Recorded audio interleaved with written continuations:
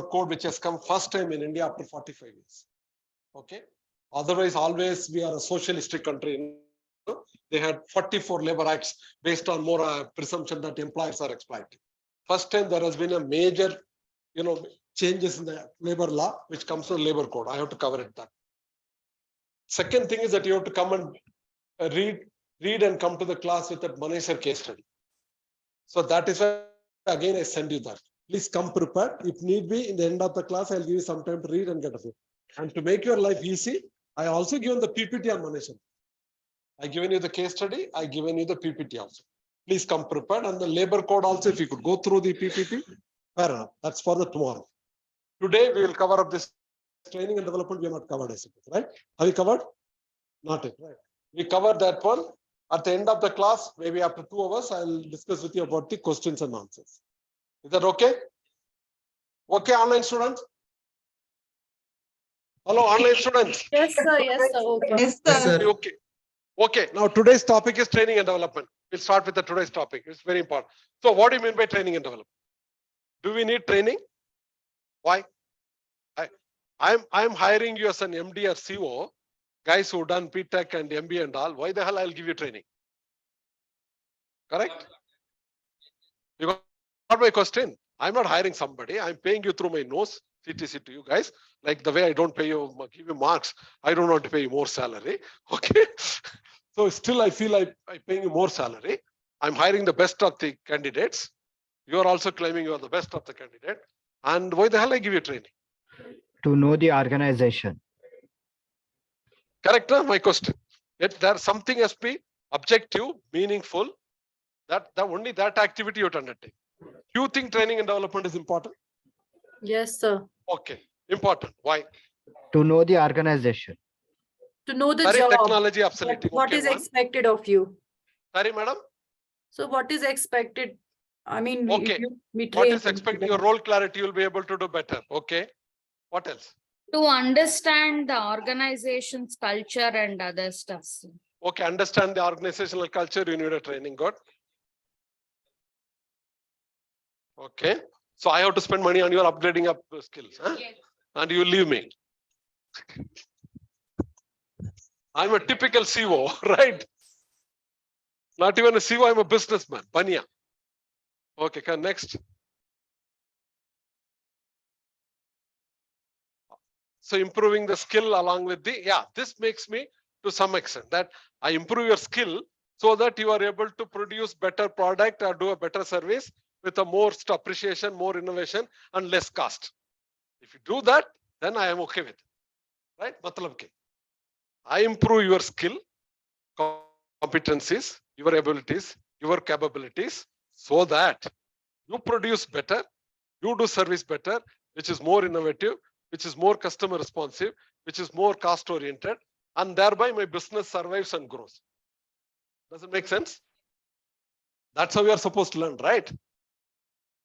Anything we do in business has to have a meaning. Training and development, it can be said nothing, or it can be said very difficult, very challenging, how it is. So in other words, we think training is needed, right? Training is needed from that angle. The companies today, they have to survive. It's very difficult to sustain and survive growth because your products are obsolete, your competitors are coming, your business model itself is causing for a change. For example, Reliance thought they'll buy the whole, real estate places in every city so that nobody can come start a new business in the, retail markets. But they didn't know that e-commerce will come and make a wager. So today's world is it's a knowledge oriented. It's more of an innovation oriented, like Zepto guys. They come and try to beat with the big basket and things like that. So you don't know which business model will come, which kind of competition will come. So that means there is a need for a big, call it training and development, you call it learning and development. Okay, that's so. Are we agreeable? Training is needed. Now, if you agreeable, what is the definition of training? I set the background. Let us discuss the whole class training with this context. You come to me as a value. Okay, I have recruited you with a lot of value. Value means you have a qualification, you have the ability, you can solve a problem, you can take a decision, you can work along with people, you can deliver. That's a value. Not going by your name. For me, this guy is a value for me. I recruited a value. Right? Now with that value, I want him to still produce better to my customer or serve customer better. Customer always feels the delight, value, less cost, more responsive at a sustained level. So in that context, I want to train you. Are we clear with that one? No mundane kind of, I have to culture adjust. That's all okay, part of the game. I'm not interested. How you are doing to my own business. Is that right or cruel?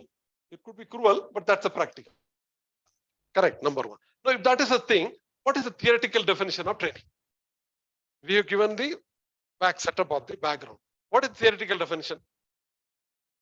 Training is concerned with improving your existing knowledge, improving your skill set, improving your attitudes, improving the current performance, improving your potentiality to perform better to the future, right? So training is concerned with improving your knowledge, KSA, knowledge, skill, attitude, capabilities, abilities to do the present job better and to prepare yourself for the future job. Are we able to define it better? Suppose the question comes tomorrow, define training, simple. You should be able to write. The training is concerned with improving the knowledge, skill, attitude, capabilities, abilities of a particular person to do the present job effectively, efficiently, and also prepare you for the future job. That's okay, right? Now, what's the difference between all the three? Training, education, and development. Training definition is clear, right? Then what? Then what is the purpose of having education? Job, okay. Come on, online student. You got the definition of training, right? Online student, are we Yes, audible? sir. Yes, Yeah, sir. now what? How do you differentiate between training and education and development? I hope we are on the right track. We have taken up properly, I suppose, right? Now, what is training and education? Education, what are we doing education? Who was the first father of education? Macaulay was the father of education. What he said is that education is broadly to make you be a good human being, to have a broader horizon, give all aspects of knowledge, whether it is, society, culture, HR, marketing, everything in a very broader, very big horizontal manner, so that you have a big picture of that one. Asa, to be a good human being, better to live, better to practice, but that's what people say, an educated guy is doing like that. So that is the meaning of education is much broader, much horizontal, to have a broader knowledge about anything, everything, maybe management, maybe culture, maybe society, all those kind of things. So you have a broader knowledge. Even when you talk about MBA and training, MBA, you have a broader knowledge about all the subjects. You have broader knowledge about OB, HRM, marketing, culture, analytics, and everything. So when you go back to training, suppose take about HRM.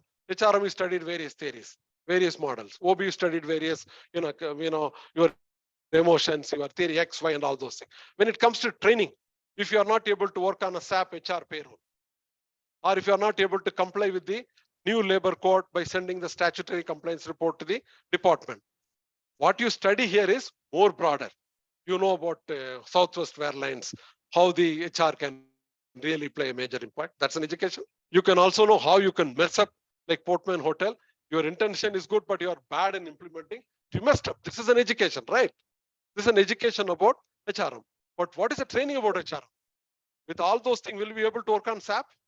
Working on a balance scorecard, KRA preparation for SAP. Have we taught you? No, right? That will be taught there only. Can we work on some labor law compliance, software? Which are the acts? How much to deduct? Which are the return to send to which department? That's a training. So now you got the difference between education and training, right? Now take marketing.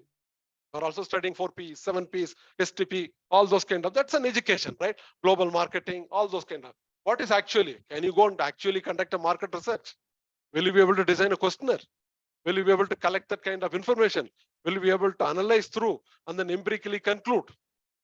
There's a concept called SurveyMonkey, all of no? Simple survey, you can do it through SurveyMonkey. Can you work on it, dirty yourself, collecting, that's a training. So education is needed, it's much, much bigger one. So the training is very specific. It's hands-on to get it started, either to improve a present job or you prepare yourself for. So that's the difference between training and education. What is development then? You know about training, you know about education, you also know the background of training, you also know that training is important. It's not that important. It is important. But in most of the companies, training manager or training director, is he having his own presence? Can he sit? In today's class, we are going to work on the biocon, actual, how we are going to design a training program for biocon. Okay. Now, what is development? Development is more concerned with leadership pipeline, potential assessment, developing people. Like there are many people like Sundar Pichai. We have so many friends, but only few Pichais have gone to the top level, right? So you identify some people, start giving them their education, development oriented training from the beginning itself. We say that, oh, there's some fire. Like in most of the CEO's job today, or most of the owner's job today, when they attend most of the association meetings like C2 or our own PhD house or our own IT industry house, where what we do now, we look for the talent who are working with other people. We don't really have a job for them, but the moment we identify a guy, we'll try to poach them and take it out. So that means we are really working on, future is going to be more on development. How can I identify a talent, nurture a talent, develop the talent? Can you run an organization without top leaders? You have all the technology, you have all the business complexity, you all have all the innovative first mover kind of business model. Will you be able to run without a leader? Not only leader at the top, leader at every level, at the production level, marketing level. So the leader development is concerned with within the training, how I'm going to take it, development in a more focused strength manner. That's the third theoretical part. Now the fifth one is, what are we discuss now? Background of training. Training is important or not important, or it's just like one of the gimmick we talk all those things. What is the difference between education, training, and development? Okay, now is it training panacea? What is panacea? What is theoretical meaning of panacea? Panacea means it can solve any problem. You take a pill, miracle pill, it can solve all your problems. Is it a panacea?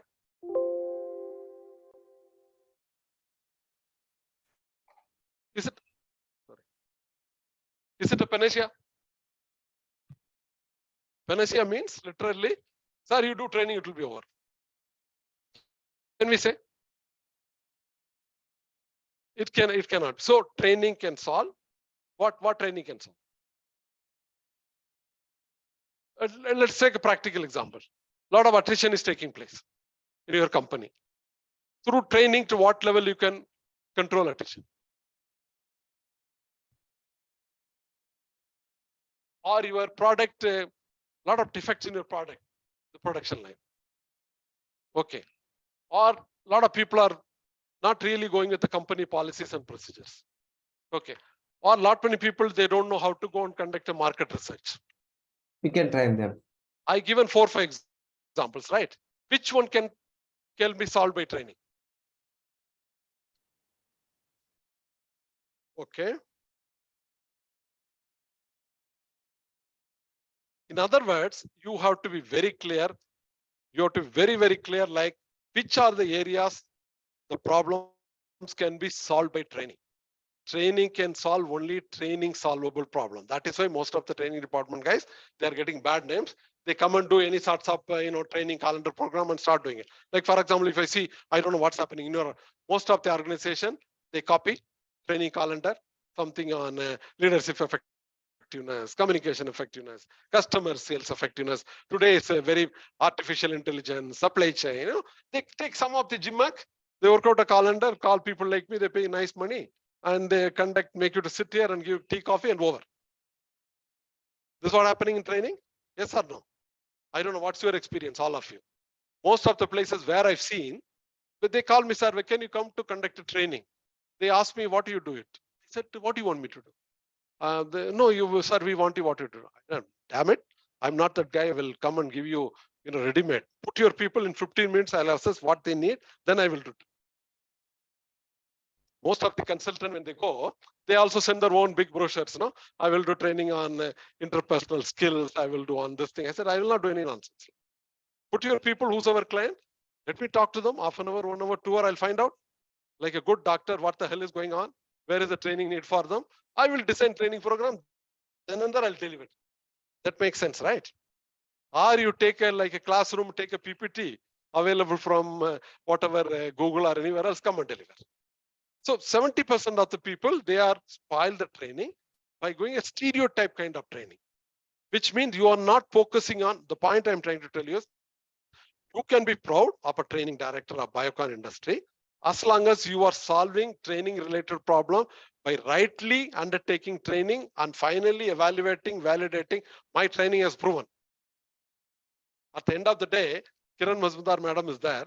The production guy comes and said, I come with a new product. Our marketing guy comes and says, sir, we got into 3-4 global new market. I increase the market. You know, both the guys along with the finance guy comes, oh, our turnover has gone up 40%. Our profitability this quarter has gone up, 30%. So, madam also gives you respect. Obviously, she gets what she wants, right? The training director goes and sits there. How he has to get that appreciation? Are you getting my point? Production guy says, new product, which has come and hit in the market. Marketing guy says, yes, we got into 10 more new market or 10 more product.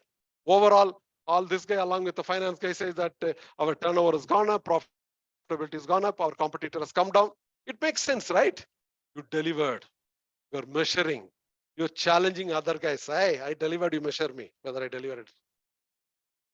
So the training director has to talk the same language, right? If you are a training director of Biocon, how will you do that? How can you sit in the boardroom, putting your leg also on up, having your nice coffee along with the other team that I really matter. The way I talk to you arrogantly, you should be able to do that. That aggressive approach. So for that, you can't simply wear a nice suit and tie and do that, right? You even go with a t-shirt, it's okay, no problem. But actually, you should have done that work. So now that's what we are going to do that today. So training we have to do. People mess up saying that training can't solve all problems. Be careful what training can solve. Then try to attempt to do that training specifically like a doctor. Don't try to do that. I will conduct any kind of, then you will not be able to measure it. For Biocon, for example, I've conducted half a dozen program. One day I conducted on artificial intelligence awareness. The other day talking about logistic and supply chain. Or I talk about leadership effectiveness, change management. How are you going to link this thing, how it impacted business to me? It's like you're running a MBA program up in a college in the same Biocon campus. Madam is not interested, right? Nobody's interested. So you must be very clear what is the training which can be solved. Now, this is the background. Are we right? Now, I'm concluding. Training can be important. Training can really do a very good contribution as long as you know where the training can solve a problem. You should know the difference between all the 3, 4. With this background, you have to do it. Now, let's start actual example. You have been appointed as a training director of a Biocon. You are getting a salary, a big salary, CTC. You have to justify your salary, and you have a big team, 5, 6 men, training manager, and all those kind of people you have. 2, you have to justify that. 3, you have to also sit in the board very gracefully, respectfully. I also matter to this company. How will you do it? Clear? Practically, no theoretical business. Theory is over. You have been appointed as a training director. Mind-boggling salary. Because you said training can do miracles. Yes, madam, I agreed. Yes, please do. I have a lot of profit. I don't mind giving you 1 crore, 2 crore rupee salary to your team. As long as you can make some impact. Okay, I don't lose anything. Let me see you how you are impacting it. Because instead of paying so much tax, I'll pay you people also something. But if you don't prove it, so with that background, you are joining, good salary, you have big department, you have infrastructure, you have office and things like that. How will you undertake training? What is the approach plan? Are we in the right direction? How will you do it? Online student, are we there? Yes, sir. You are going to be the training director of Biocon. With a good salary, good team, good office, good facilities, infrastructure. How will you take up? You guys all talk now. Cultural integration, new job improvement, all those things. I'm giving you practical. I'm giving you a job. Let's complete it in 2 hours time. If you complete it, it's the biggest achievement, right? How will you do it? How will you go about it? Any So guess? first we will research, sir, like what is the need. So once that Okay. need is there, we will try to link it with the organizational goals, because we also need to put that in front of the stakeholders, right? Like, is this Right. training going to be effective or not? Okay. So we will first understand the needs, and we will try to see how we can close the loopholes. And then once we have all the pointers with us, then we will try to go and so it's basically like also we are selling our the training content, like how better that we can get out of the organization. Good. Very good starting point. Okay. One. What else? Training. We'll classify that mandatory trainings and required Okay. skills. One second. You said mandatory. Both of them, they said identify training need. You said mandatory training. Okay. And upskilling training sessions, skills development. Good. Good approach. You're getting from the HODs and things like that. Okay, great.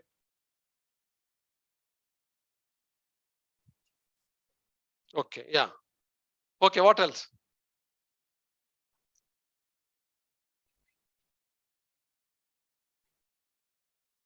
This is all again disjointed good points. Okay. Where is a good model approach to approach it?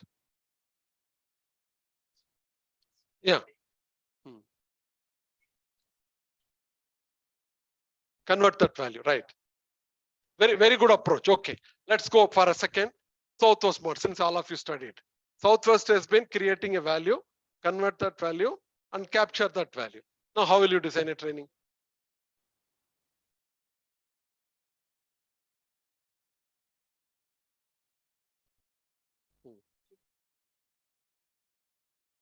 Mhm. Mhm.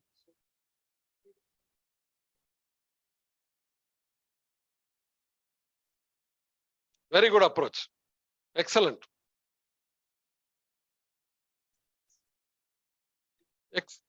Very good starting point. Yeah, you start from there. I mean, what is the organization is talking about to capture, capturing value, converting value, and creating value. If that is the thing, basically you are putting the organization first, business first. From there, you are coming down to see the skill set and gap and try to improve. Excellent. What else? Very good approach. You started from that one, not from individual.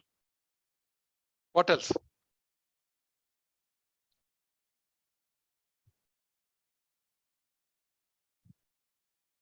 This is all whatever you're talking, no?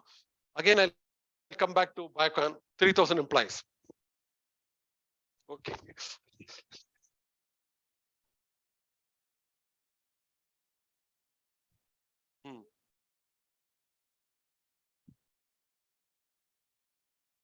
Okay. Now, again, listen to that. You are Biocon training or learning director. Tell me what will you deliver? Tell me how the hell you are going to deliver. Tell me what approach. What is the value addition? How you are going to make others to measure that you've done well. Okay. And all those things to come in terms of SMART, specific, measurable, achievable. This is all I want from you in your KRA KPA, in your team KRA KPA. Correct. This is all approach, background, excellent. And especially what you people did is very relevant. Now, with this in background, you are getting in our class, I said all the time that we have to get more into professionalized models and then systems, not only a common sense kind of points, right? You have to answer all these things. Delivery, measurable, smart measurable. At the end of the day, then only you can sit in the board. Otherwise, nobody, the other way around, they don't have to respect me. I'm proud. I've done it, right? Correct. Nah, I don't want, automatically they'll respect me. I'll tell you out of my corporate experience. You don't need anybody to come to respect. They will respect you. If you are contributing, they'll make sure, oh, this guy should not leave me. I never applied for my life a job. I'll tell you, God's grace. I never ever applied for a job.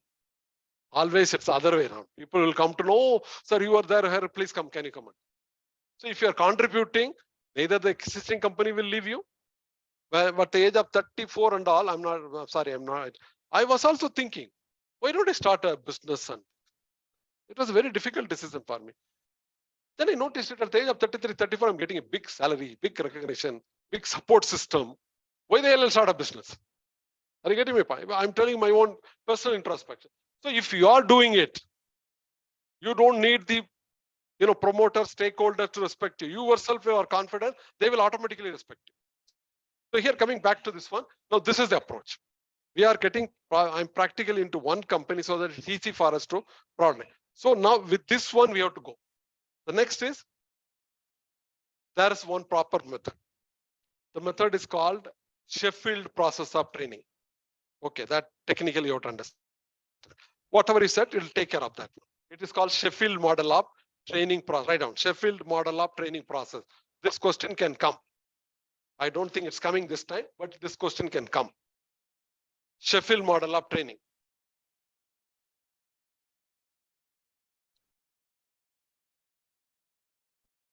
This is called a diagnostic approach. Okay. The moment we say diagnosis, who uses the word diagnosis more? Doctors. So when you say patient and doctor, how the process goes? He will diagnose. You will try to see the patient is having fever due to what? It's malaria or viral or simple, COVID or whatever. He will try to diagnose. 1. 2, he will prescribe a medicine. Medicine, maybe antibiotics, maybe injection, maybe surgery. He will do the prescription. 3rd is implementation. You go through surgery or take antibiotics course for 3 days, 5 days. That's an implementation. Last is, again, he calls you to come back to evaluate whether it responded or not. If it is not responded, he goes back from evaluation back to diagnosis. So that is a cycle of Sheffield. Sheffield is an university in UK. The guy called Sheffield, he designed this model, training process model long back. Okay. So he said training progress process, the training function, if people can bring in this line, whatever we were discussing, all those things comes in there only. But at least for you, it's easy to approach. As a training director, you having a clear-cut vision mission, and your vision mission is totally bought over by your own team and all other teams. So you start with this basic model. Okay. Now this is theoretical model of a Sheffield model, which comes into diagnostic model, diagnosis, prescription, implementation, evaluation. Now, how does it be explained in terms of training function? Doctor to explain, right? In terms of, if you have to explain in training, what is diagnosis? What is diagnosis? Diagnosis is, like he said, as he said, training needs identification. Write down. Diagnosis called training needs identification. If you are a training director, you come up with a complete file on, you worked out a training needs identification.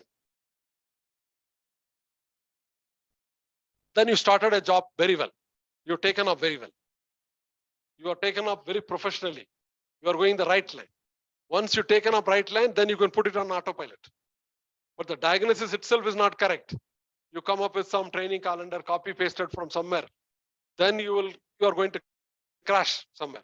So first is diagnosis, training need identification. Okay. Now let's stick to that only. What do you mean by training need identification? Online student, I hope you're all hearing. Are you with me? What do you mean by training needs? Yes, sir. What are the kinds of training needs? First, again, now we are going to learn, like any class, in a very professional, very conceptual, model oriented. Training needs could be, like he said, number 1, business or organizational needs.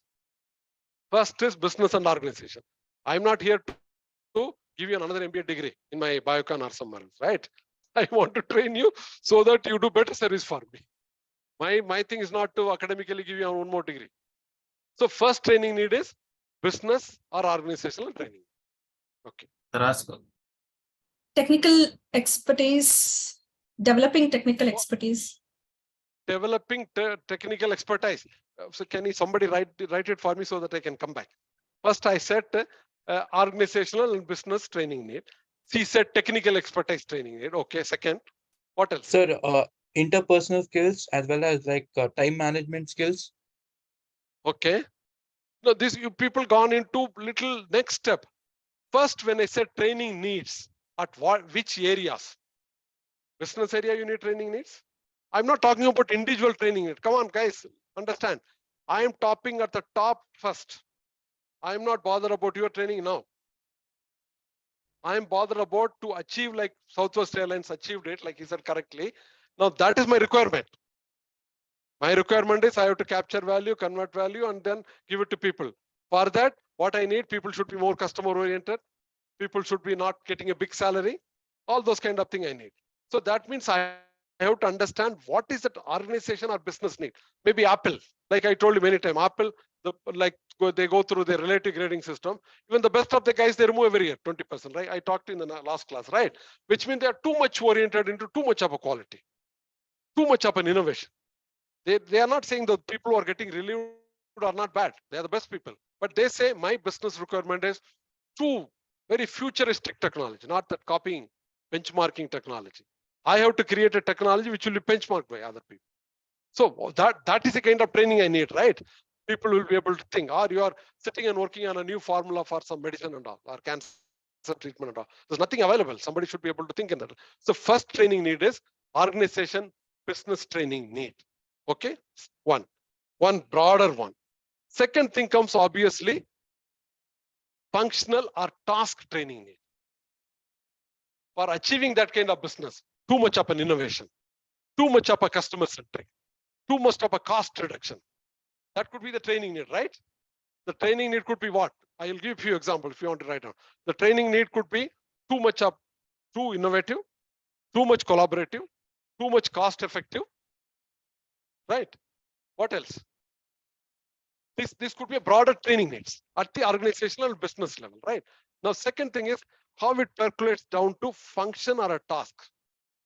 If that is the vision and mission training need of a vision mission, how does it percolate down to HR guys, marketing guys, supply chain guys, production guys? That training need should come down. I'm not at all talking about any individual right now.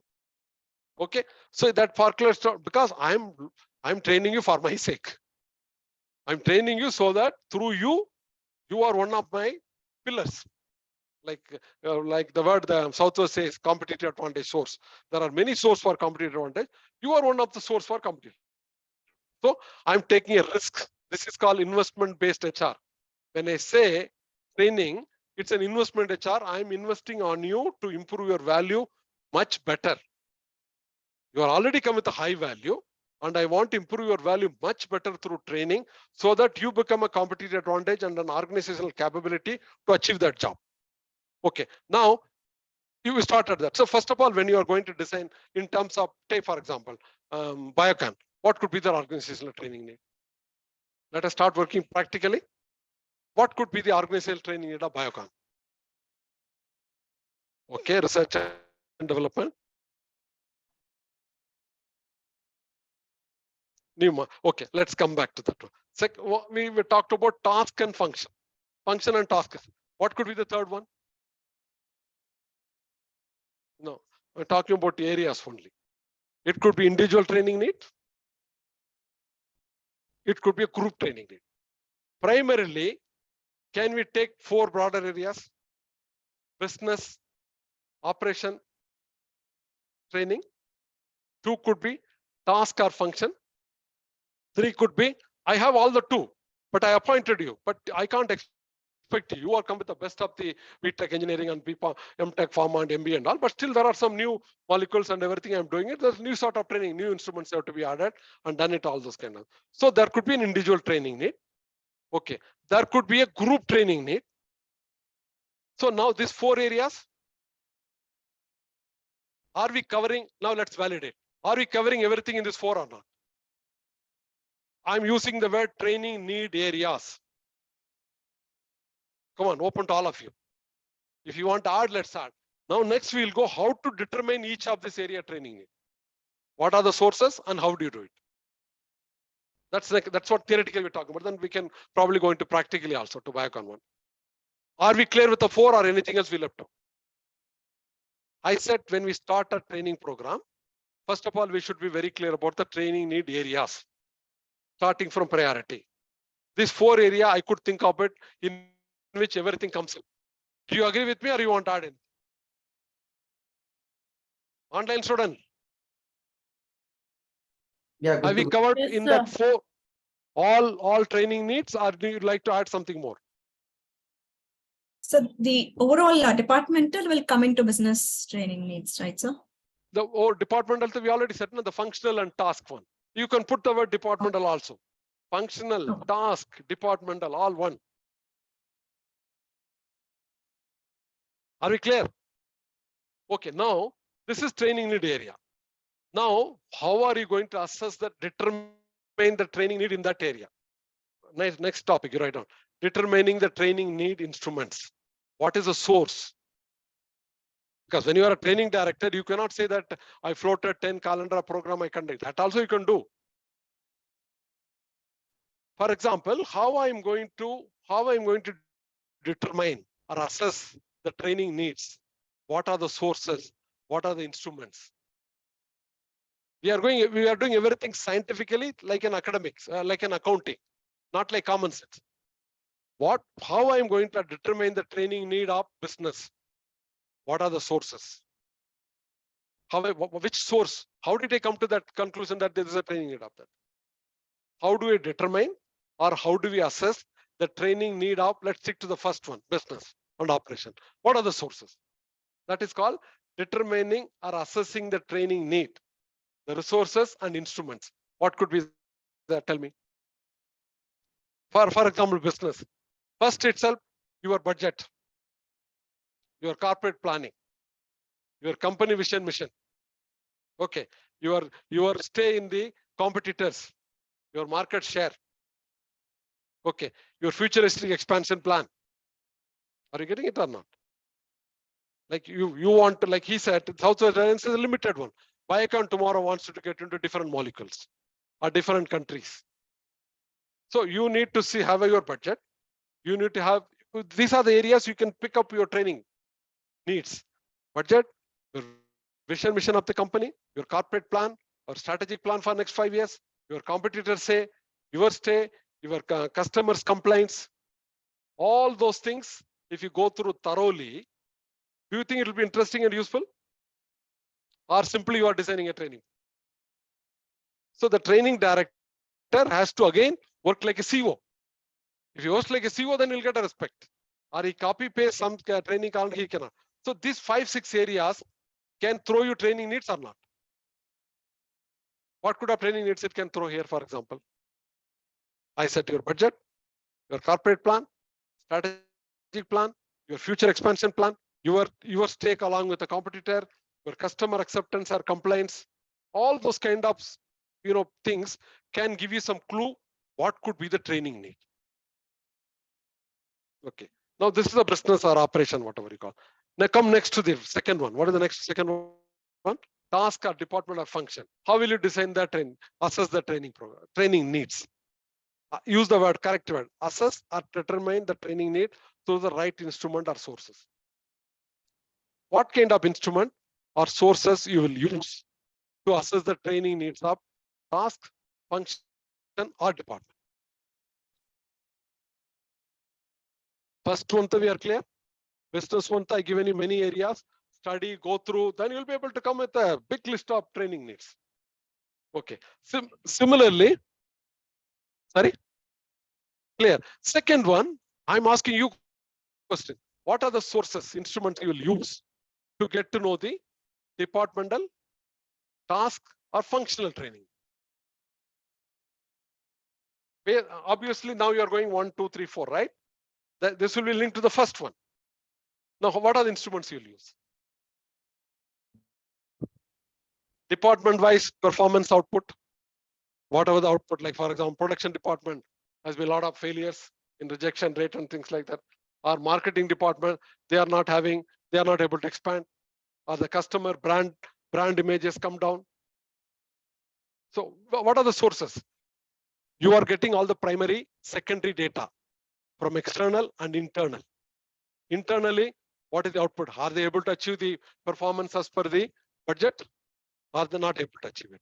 Are they doing extremely well or not? Or what is the complaint they received from the outside? So one is internal performance report of the department. And the second thing is from the external comments about the department. Are they able to meet or not meet it? Third, how they are able to work with the other departments. What are the inter-departmental complaints? Fourth, there could be an auditor reports. Fifth, there could be a departmental committee reports.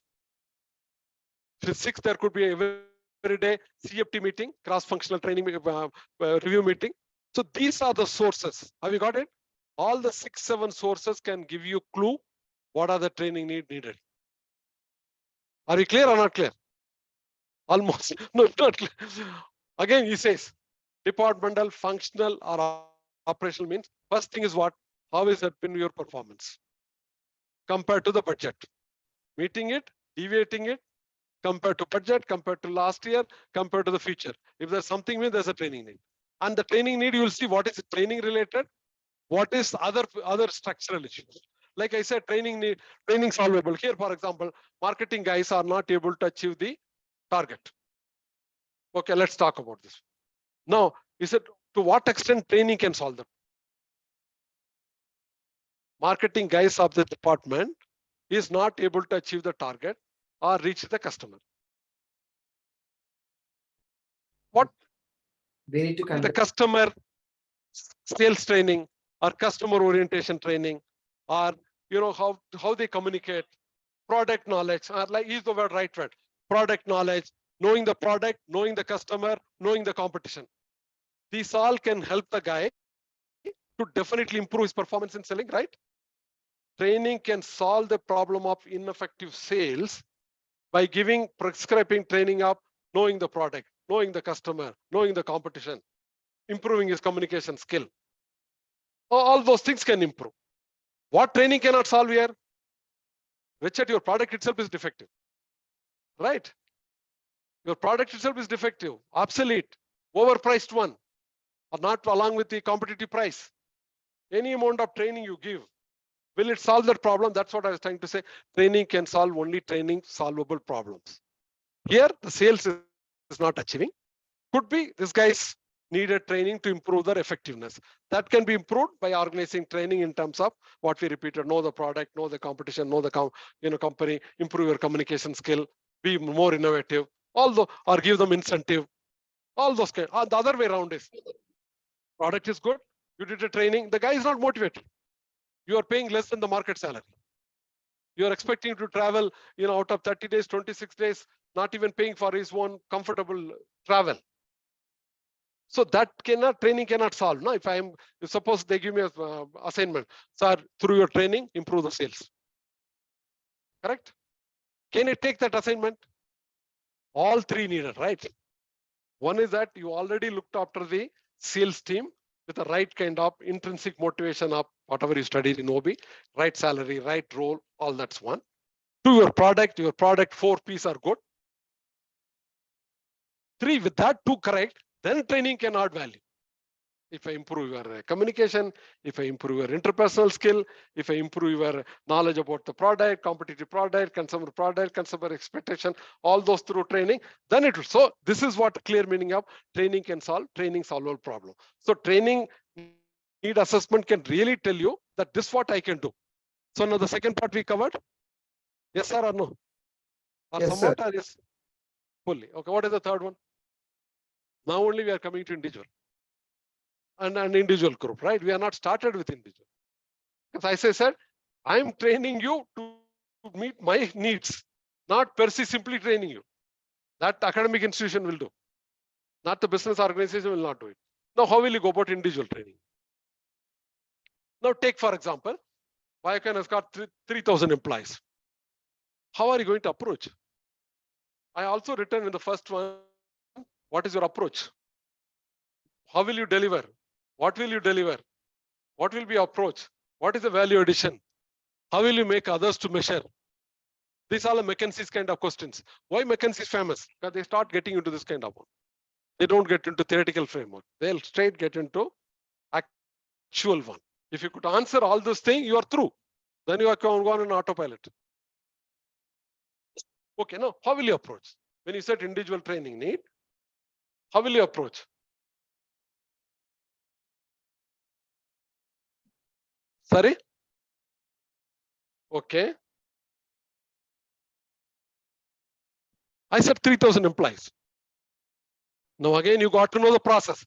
Now what did we know for the last 1 hour? We know the broad picture of training. Okay. Second, we come to know conceptual model of taking a training. Okay.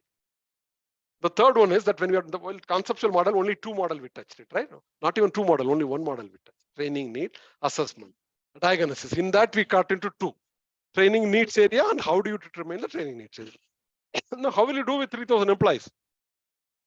How? Tell me now. Got my point? Theoretically, we touched only the training function process.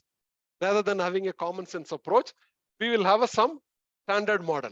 The standard model could be many. I stick to Sheffield model. Sheffield model talks about 4 steps. First step itself we got caught right now. 1 hour is over. We are not even able to go beyond first step, but all said and in 3 hours, if you complete it, it will be a good value addition. You can be a very good training manager and you can also question your training manager. What the hell they are doing. Now coming back to the first one only, don't allow me to deviate. We are still only at the diagnosis part. 3,000 employees. I said you are a training director.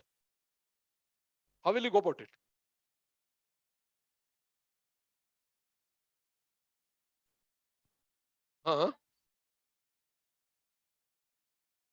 Okay.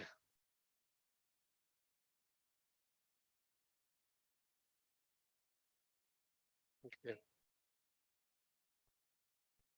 Because you as a training director, you have to set the direction goal, right? You're sitting in a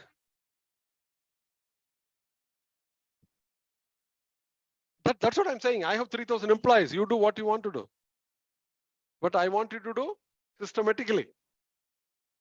Nothing in your own common sense, haphazard manner, ad hoc manner, which you will not accept. You have to have a logic, right? 3,000. Okay. Now coming to that, again I come to that entry. You see that what are the broad types of training? Operational training, strategic training. Okay. Third is OD training, which I'll talk to you at length. Very important. What is operational training? You are getting an induction on board, or you are getting sales manager training, or you are getting training on how to use SAP, or you are training on finance for non-finance guys. Okay. This is all operation related training. Or you got some supervisory effectiveness training, managerial effectiveness training, working on a new technology, working on a new ERP. You got adjusted to your culture. You're having a departmental conflict you are solving. This is all what we call as operational training, which is very much necessary. Basic things. Okay. But can that really add that significant value to the organization? Not much. It is needed. The absence of that operational training can be chaotic sometimes. But suppose I have 100 crores budget for training. Okay. And big manpower. If I use 80 crores only on operational training, I'm not done my job. That is so you have to, when I talk about how to go about it, then I brought up this concept. When I decided this one, I thought for a second, suppose I have to do, how will I do it? Then I started preparing that line, not from your book. So now operational training is one. Now what is strategic training?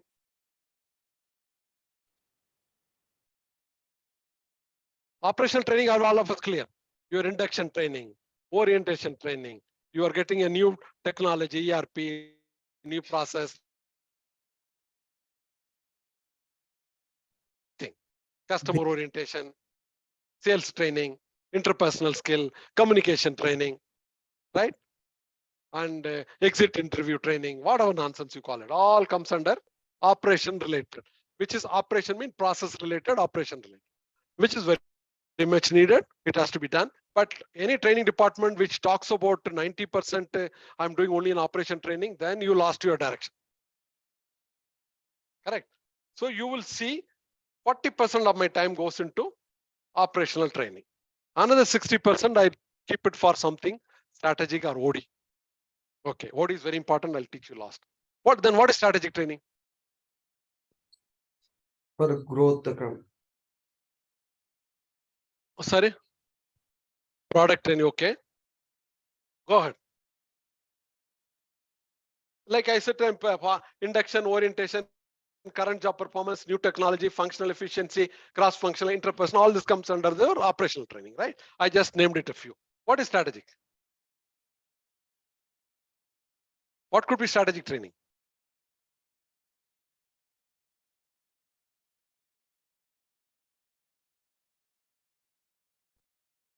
Okay.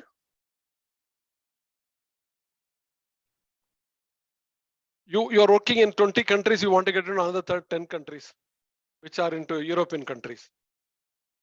You've been working in English speaking countries like US, UK, something like that. You are getting into European countries. What would be the training needs? And which is going to add 30% to your turnover, which is going to upset what you are likely to lose in the other developing countries. Because developing countries, competition is more, profitability is less. Everything has to be, whether HR or training, the moment you are not strategically business oriented, you're gone. That is why 80% of the HR and training guys are not getting respect. Please excuse me. The moment you get into the 20, you are the big boss. Even your boss, CEO, MD has to be very careful with you. So now where are we? We are talking about now the developing countries, mass volume, more sales, more chaotic production, dispatch. Oh, production is not taking place. Dispatch is not taking place. All those norms for nothing. Profitability is less. Credit gets killed in developing countries. When I was a CEO in '93, the big marketing team we called for a conference in Dehradun. I said increase your sales turnover from X crore to -1. Everybody was taken aback. Normally, when a CEO conducting a sales team, you like increase the target, right? They never expected. After over a nice breakfast launching and all, I said, what has been your monthly turnover and all those things? So and so crore, they said. I said, reduce to this much. They said, they thought that I am gone mad. That time I was saying, an IIT guy is a mad guy. The IIT guys are mostly mad. That's the conclusion they come to the ground. And the team was also guided by one senior guy, was an expert in that field, known in the market. He was also guiding them. He was also taken back what this guy nonsense is talking. And they were also really talking. He doesn't know. He's an IIT guy. He thinks that what he thinks is right. Then I explained, you are doing me so much volume. You are giving me such an order. If I have pinned the nip, if I have this label, pencil, this thing, you give so much, which is chaotic in procuring and storing and dispatching. And after doing all those things, my profitability is nothing. My branding is nothing. Either I should get profitability or I should get branding. On the top of it, you giving me 30 days credit and some money goes, everything goes for us. So I don't want. You reduce it, safeguard everything, and then we waste your time, plan your time in coming with the product. Come with a new product. So the training need there was spend your time in understanding the market needs, understanding the competitor product, understanding the future need of it. Come with that one. Think about a new product. Think about how it can be delivered. Like, for example, this Hindustan and Nirma. Have you heard about this story in marketing? The Nirma people, when they come to launch the washing powder and all those things, they are nothing small in front of Hindustan Lever Limited. Your marketing professor probably will teach you. But they've shaken the Hindustan guys easily. How? They gone into detail. They understood to the village people. They understood the village people is the where max. Why no company? All countries are coming to India. India is a market. Indians can buy a lot. There's a big scope for this thing. And India is the country which has got maximum younger population, like me. You're all old. I'm the only younger. Okay. Okay. So what Nirma did? They went to the root cause. They found out. Okay, let's put it in the packet-wise, small packet size. People can buy. Small tactics which really worked up. Then they thought, let's not put the blue color. Let's put the color which they like to use, that village people. The same kind of color and all will do it. Now the same thing, Bisleri people, when they come, they put it that kind of simple color of that label, they put it, the sales improved like anything. So you spend your time strategically, not in firefighting, training and operation. Why my production is going last? There also you can do training. How can I improve the wastage there? How can I improve my sales effectiveness? All those things I can do. I will do. I should do. But that is an operational training, which I pack it to the level of 40% of my money, my people involvement, my time involvement should be only 40%. Then only I can be a very, director of training, which anybody will see. Oh, training director. So that is strategic. Okay, one, you talk in terms of new product identification, new product development, new market development, Okay. And the second thing is, you are going to, like for example, Dell. Dell has been known for what? Initially, they're very good supply chain, right?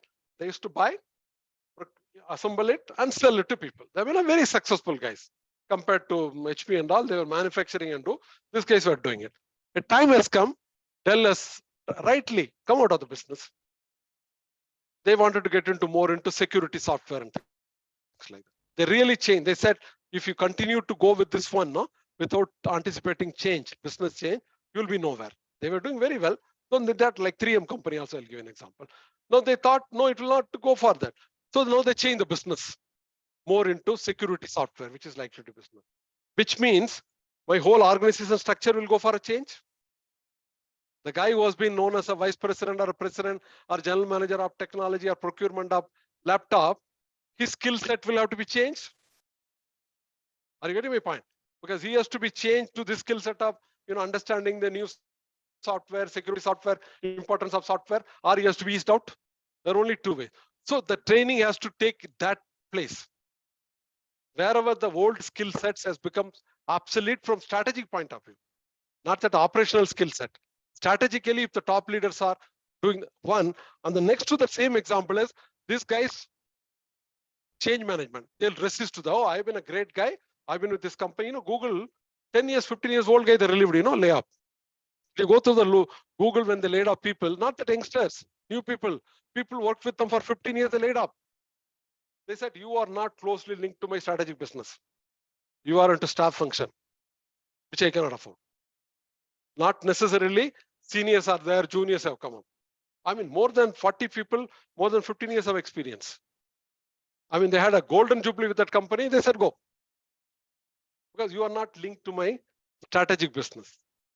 That's what even if you feel HR guys, we feel it little left out because they can create a position strategically. They don't create. They get into only conducting an interview or issuing an appointment letter and things like that. Then you are only in the operation, then you don't get to strategy.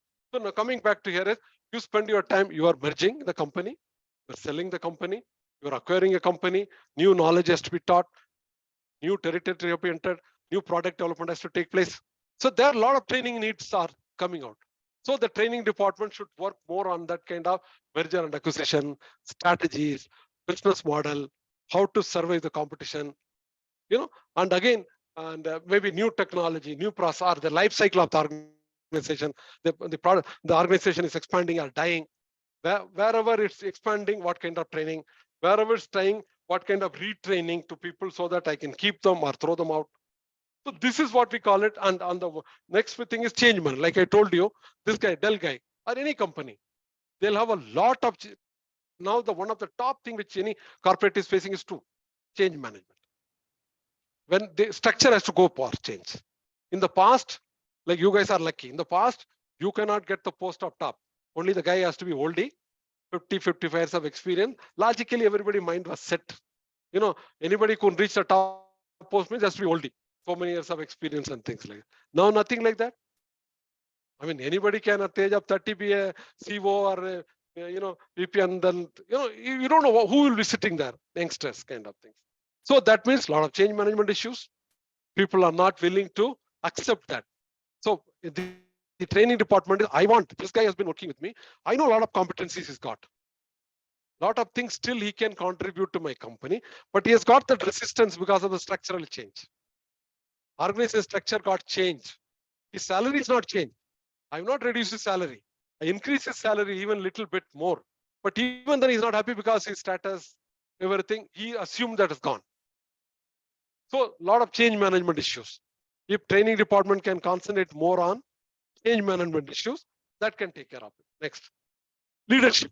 Like I said, many classes even today is one of the top competency of the leader or CEO is identifying the leader potential anywhere, everywhere. From within, from outside, at middle level, senior level. So if your training program can take care of all this level. Now, what did I say this one? In linking to your training need assessment. When you're looking for a training need assessment, now you got 3 metrics. One is that you look at the business, organization, then you look at task and function. Third, you look at this one. In that parameter, you will also look operation and the strategy. Then you also have the instruments. Like, you see the budget, you see the vision mission, you know the corporate planning, you know the performance of the people, cross-sector meeting, auditors meeting, statutory meeting, all those things are there. Now, do you think that you are doing a big PhD in that area or not? Before you come to design a training program, are you able to think deeply, thoroughly, customizing it, relevant? And in other words, are you able to diagnose it correctly? Yes or no? Now there is no common sense. No? Now, whatever I asked you, people said, will you answer the same question? Now I'll ask you. You will not ask, no? You will not answer that question, right? Not that way. I mean, in the sense, now the approach is different. So basically now we covered it, what man? Diagnosis part, we covered it. We are diagnosed it based on this 3 approach. One approach, operation and strategy. Other approach, individual, all those kind of need. You also have the source, instruments, tools to assess the training. Based on all those things, you conducted the diagnosis. Then you call out the training need based on all. Huh? What I'll touch you last, because that's a very interesting topic. So now finally, based on this one, you got the training need. Can you document a training need? Like for example, on all those 3, training need is that change management to be given for people strategically, or German language to be given to people, because I have to expand to Europe. That is where my future is. That's what my market. Again, you will go by what is called your prioritizing. You cannot do every training, any training. You cannot do training to all 3,000 people. Okay, the training which matters to me, my survival, my growth. When I'm saying that in a German function, because that sales is more important. The training of German, even hiring somebody professionally qualified German guy to conduct them, it makes sense to me, right? So I'll have a German training. I'll have a change management training. In the program will come like that. What else strategically? I have a lot of people with cultural orientation, cultural sensitization training, more product development on the new frontiers of new product development. So like this 10, 15 kind of training program, will it come practically or not? For example, how many you can write down? Come, let's do this exercise. For Biocon, based on all those things, you diagnosed it, right? Theoretically. What are the training programs you will come out? One, for example, I said change management. Write down, sir. Change management program, because people are, when I change the structure, people will be unhappy. So I have to take care of the change management. Okay. Second could be some language program. Since I'm entering into European countries, where I'm going to make money to my company, brand to my company, take care of my company. I'm talking more of a strategy, then we'll get to operationals. What else? Third could be the cross-cultural, because when you are going to work in a different countries, there'll be a lot of, within India itself, we have a lot of difference. Telugu, Tamil, Kannada, and all those kind of. When you have to work with different countries, the cross-cultural issues will come like anything. Third, what else? Especially when you going for your merger and acquisition and all, write down merger and acquisition implications training.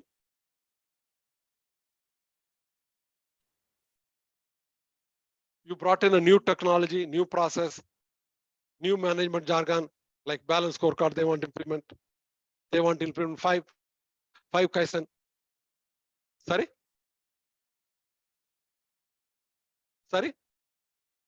Cross culture. Mindset change. I mean, practically we are thinking. What else? Leadership pipeline.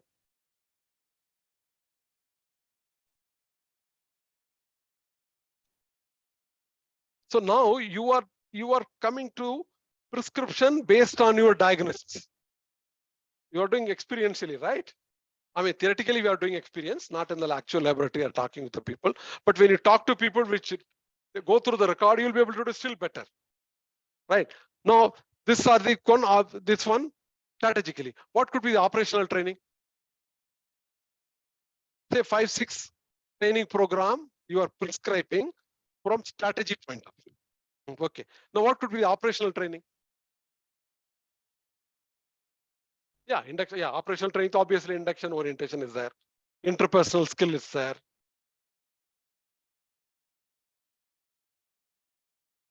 What else? For them also new technology, new process improvement, quality improvement. Third, what else? Sales effectiveness, customer effectiveness. 4, 5. Now the latest things like, using AI, artificial intelligence. Yeah. Implementing supply chain. Still people are supply chain, they think that purchase or store. Supply chain is much more broader than, not only it is, yes, procurement is also there, store also there, inventory is there, much bigger. So logistics and supply chain and all. So like this, you have another 10 programs on operation. Obviously soft skill training also needed. Some department will have more soft skill training. So you have, based on that, say it's 10, 15 operational training program, 10, 15 strategic training program, which is customized based on the assessment of training needs using the right instruments. I'm repeating the word, not copy paste, not that 10 training calendar here and that scene and taken out leave pads and then come up with the training program. If you've done it, 50% you are on the right job. So now what we covered, sir? Diagnosis we covered it. Prescription, have we covered it or not? Now you know what pills to be given. Okay, the pills are the 10, 15 training program, which is more customized and all. The third is execution and implementation. How will you do this? Online student, are we on same page? Online Yes, student? sir. Yes, sir. No, I'm not getting any comments. Can anybody conclude what we have been talking so far?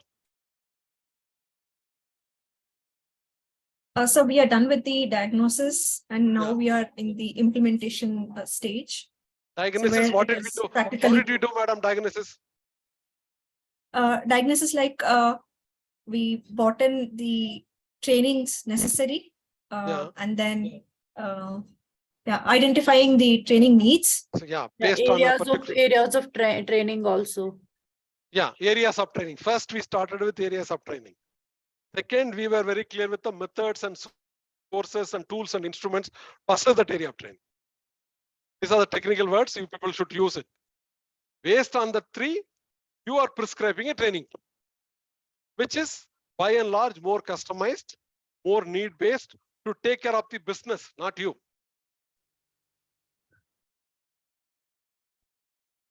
Correct, sir. Now, in the process, when we are not talked about the individual training, right? Individual also is gone through it or not? No. Now we talked. Okay. Now we talked about the business and operation department. Now, what is the individual training need? The individual training need is simple. These are the competencies I need. I need people who can speak in German. I need people who can work with the cultural sensitiveness. I need people who can work with the best of the software. I need people work on AI using the software, logistic and supply chain. These are the competencies I required for this one. Now, what is the profiling of competencies of my existing people? Existing means not all 3,000 people. Probably I'll shortlist 200 people who matters to me, that one. Those 200 people, what is their existing competency? First of all, what is the competency required? I require a competency using AI to use supply chain. I require a competency to speak European 1 or 2 language to sell my product there.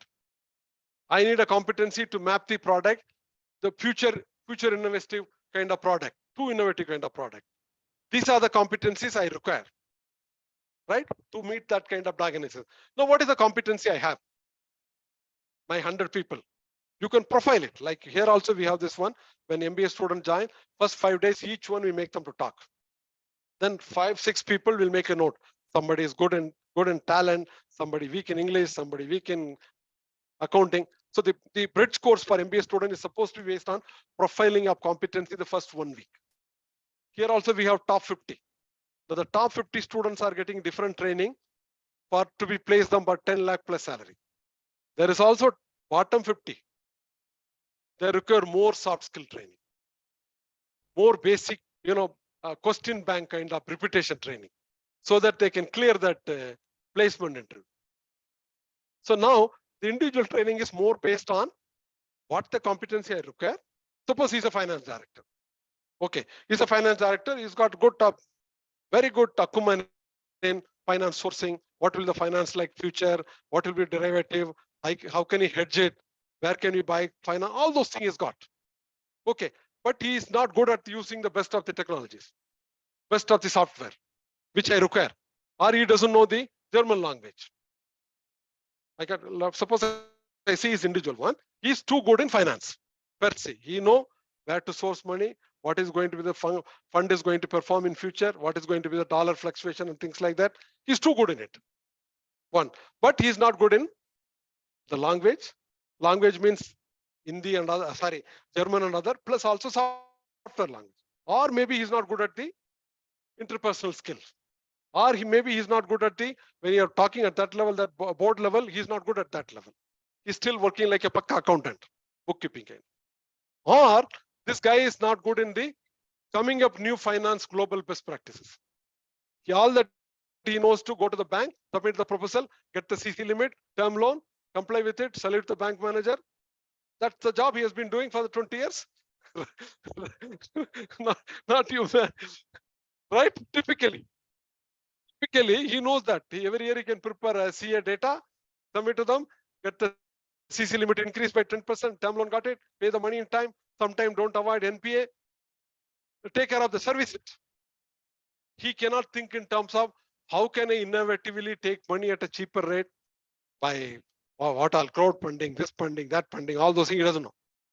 Or even how can I collaborate so that the fund comes from that company.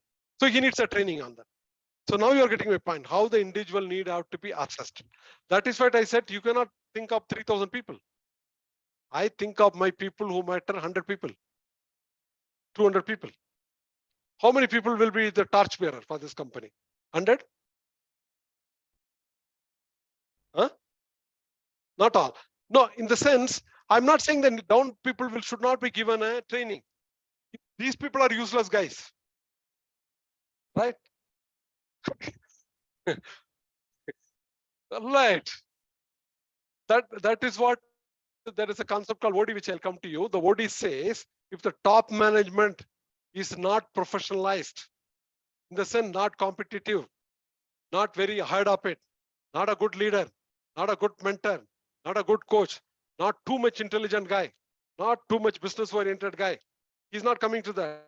What will happen to the middle level? Will degenerate to that level or quit. Only two choice. If anybody don't agree with me, please tell me. That's what OD theory talks.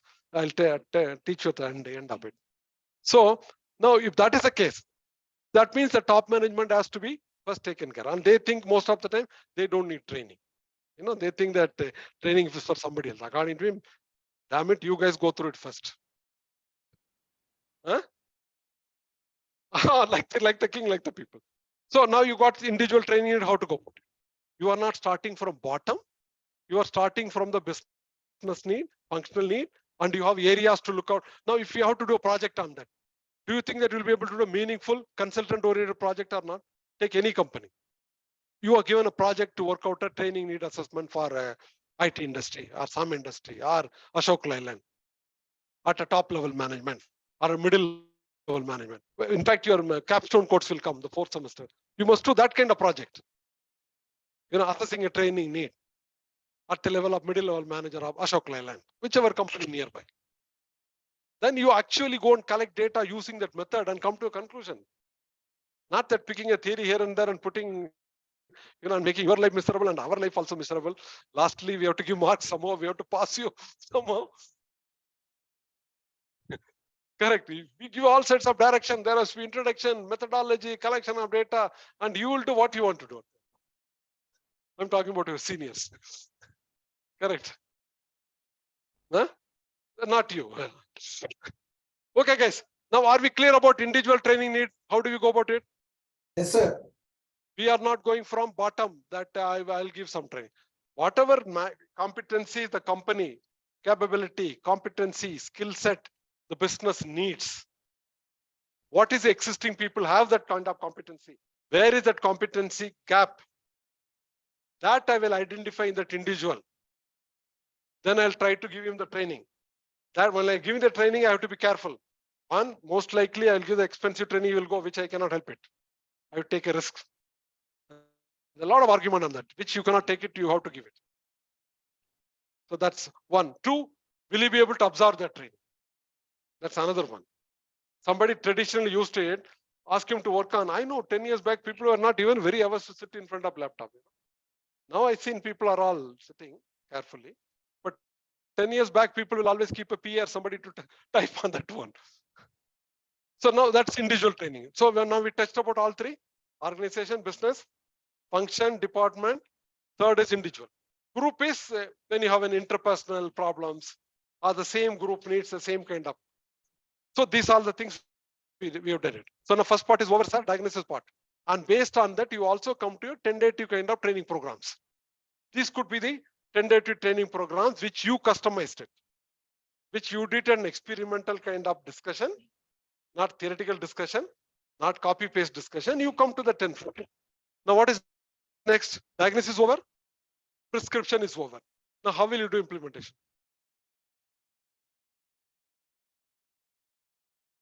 Okay, identify the trainee. She's right. Because I said now you are going by ABCD. Yet we are not going to give training to everybody. To whom it matters a lot. So identify the trainee, identify the trainer, right? Two. Okay, schedule they say prescription online. Now we are talking about prescription. They are saying identify the trainee, identify the trainer, work out the prescription, the training calendar. Three, what else? Entire content of program. Okay. Okay, done. Anything else you want to add? Online student. Track the attendance. Sorry. Track the attendance.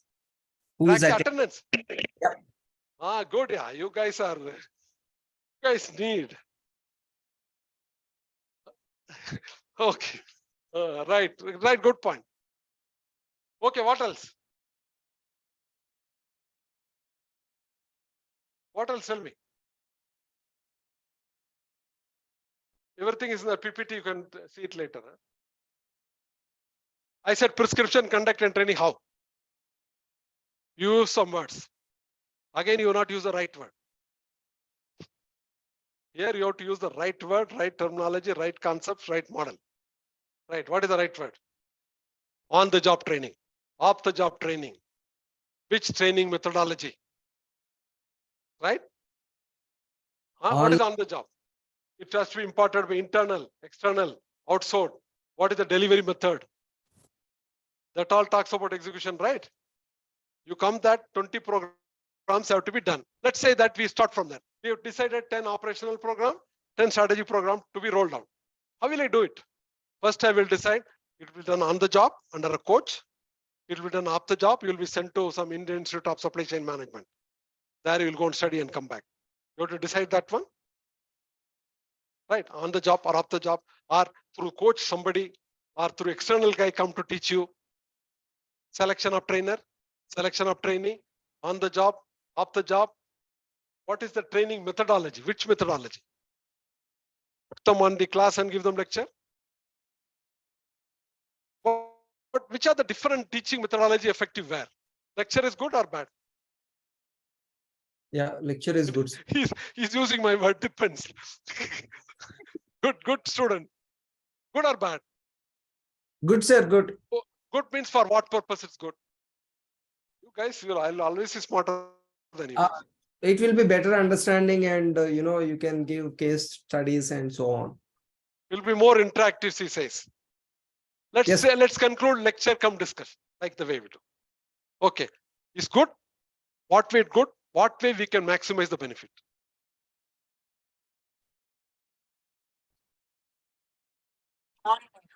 If you have to impart knowledge, if you have to impart education, if you have to impart what are the new rules of income tax, if you have to impart what are the new changes in the labor code, if you impart what are the cultural studies done by many people, lecture is the best method. Right or not? Research proved lecture is the least effective teaching methodology. Okay, research proved. Because people cannot have concentration more than 10 minutes. Thank you all. Huh? You have a lot of, you don't have a say. Huh? Gunda like me standing in front of you. Right now.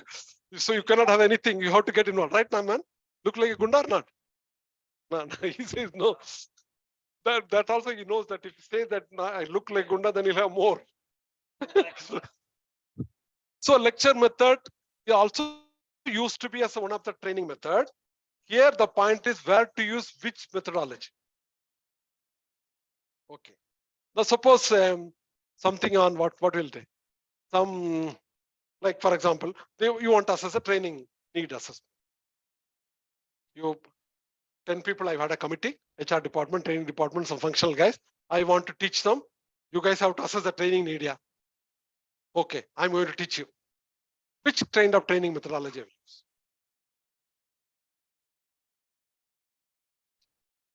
Only I'll give 20 minutes classroom. Then I'll give project training. You go and work as a project. So the training methodology is project. You will work a project and presentation.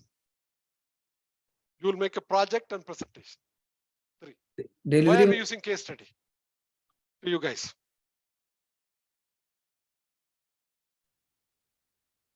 They have to learn and come back and make a presentation. The training is what?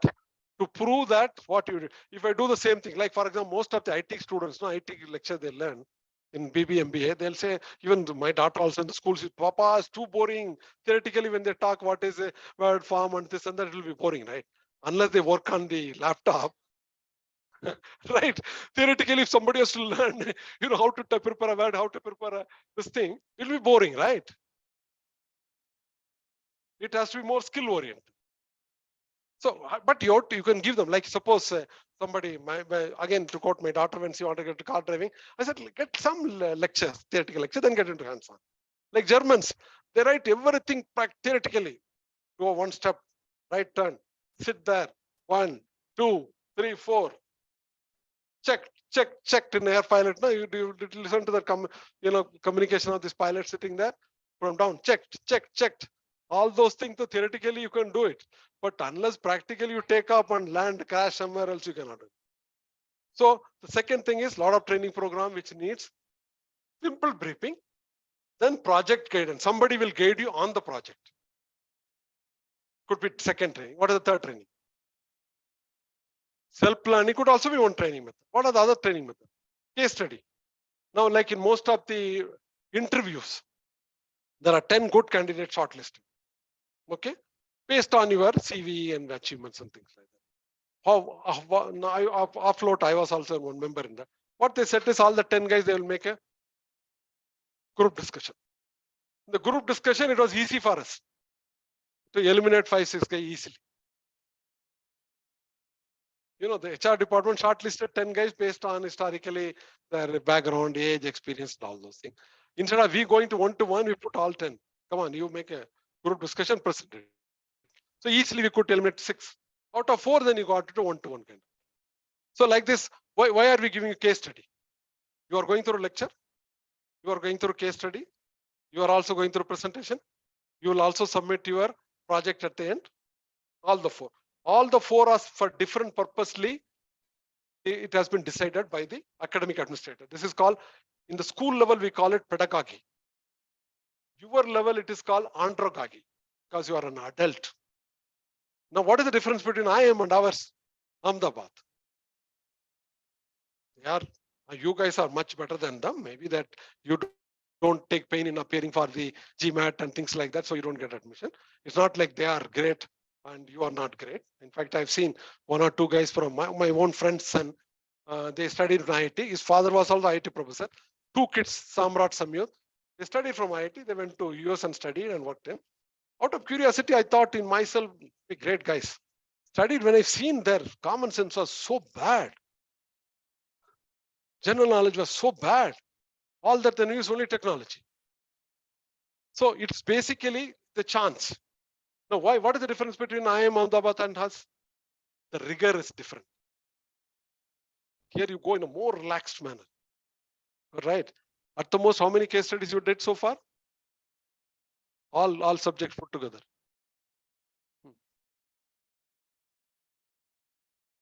Chalo 10. Chalo 10. 10. Okay, let's take 10. 3 semester. 4 semester you'll have to case study. You'll do it. 15. 20. How many case study they do, you know? 200 minimum. And the case study we are giving is we are not delivering you case study in a case study manner. We are using case study as a picture to teach you. Faculty is not supposed to, the way I deal with you, I give my PPT also to you, right? That is not the method of case study teaching. You will be given 100-page case study. Come back tomorrow, sir. Prepared. Start in the board. What is the diagnosis? What are the problems? What are the interventions? Now, like we have simulations. Aircraft flying. Simulation is a good model. You cannot say theoretically, check and all.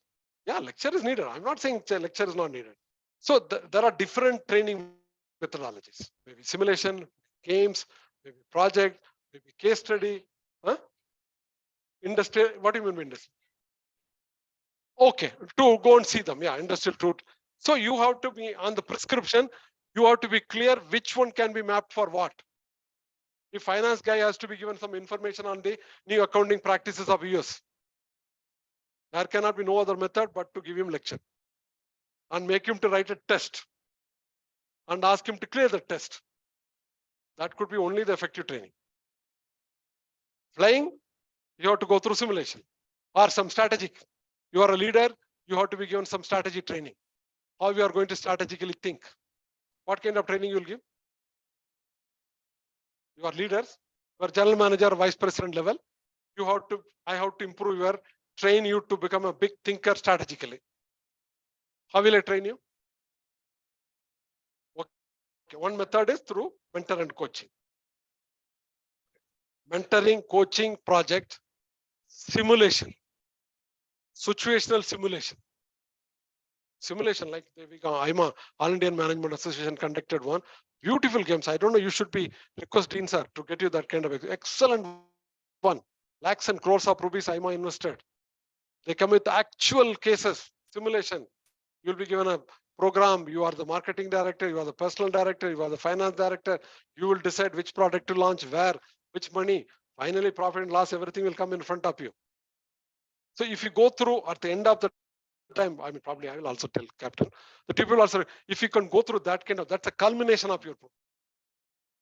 Whatever you studied, HR, marketing, everything is in front of you. The capstone course comes, simulation, it's called games.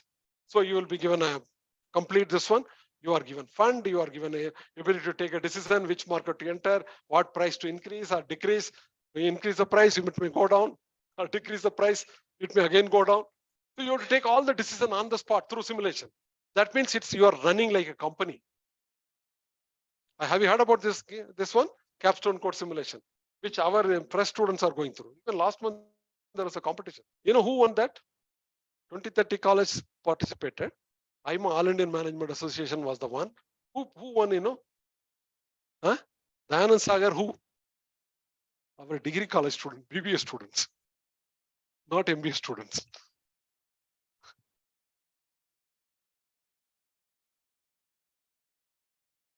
Topper was our BBA student, second year student, first year student. So that means you need to be trained that level. Maybe those guys have gone through some training in exposure, family exposure, and all those kind of thing. But they were the first. So please go through that kind of. So now come back to what are the training methods? Lecture, discussion, project, coacher, ment, outsider coming and teaching you. Sometimes if I tell you, it's not going to head. Right? If suppose somebody says that I'm saying you are not all right, you get through, go through, you'll learn. But the doctor specialist says after taking 700 rupees, you will say yes. Right? Because you paid 700 rupees to that guy. Right? Because that's authentic, right? At the end of the day, what is authentic? What you and me say to your brother or sister, somebody, it will not go. But pay 700 rupees, the doctor says no. Simply you will write same paracetamol, you will write in the name of Calpol or Crocin. It will confuse you with different names. Medicine is same. Or for example, weight reduction, crores and crores of rupees people are making business. What is there to know weight reduction, yeah? Which you don't know? What is that you don't know? Tell me, any one of you. All of us know or not? But crores of business happening. Who doesn't know how to go about weight reduction? Any one of you don't know? Posi, I don't know how to go about reducing weight. Yes, sir, I know, You don't know. but I'm not able to. That's it. That's so where are we now? So there are different training methodologies. There are different anthropology. Which training to be inducted by whom? On the job, off the job, internal guy, expert from outside, or some consultant from McKinsey comes and gives the same thing, you will all take it. You will listen carefully. But the same thing given by your own finance guy or somebody, you will not listen. So at the end of the day, you want training to be effective. That's the last stage, right? So you should know your prescription takes. So everything is fit. Have you identified the training need fit correctly? Have you used the right training methods correctly? Have you prescribed correctly? Have you used the right pedagogy rightly for which purpose what? Everything is good, but to be used for the right purpose in right combination. So that comes under your prescription, on the job, off the job, internal, external, using the right kind of training methodology, or using the latest technology, maybe your games, simulation, audio visual, or making you to read some of the new courses, appear and get a certificate. Now instead of making you to train, go through Coursera or somebody else. Course, clear it and come back. That's also like a training, right? You incentivize, like we give to the faculty, you publish one paper in a focus journal, you'll get so much money. You write one book, we'll give you so much. So incentivize all this. So this all comes under your prescription of training, right? Clear? Now you are getting towards, can you take an appointment of a training director of Biogun or not? With this kind of theoretical, how to go about it. What is in life here, corporate? Only three things, if I can tell you. How to go about it. How to go about in defining a problem. How to go about in addressing an issue. How to go about solving it. That's a concept called, all of you follow it thoroughly, Kepner-Trego. K-E-P-N-E-R, Kepner-Trego. You just go through in this mobile, is there or not? Kepner, K-E-P-N-E-R, Trego, T-R-E-G-E, something like that.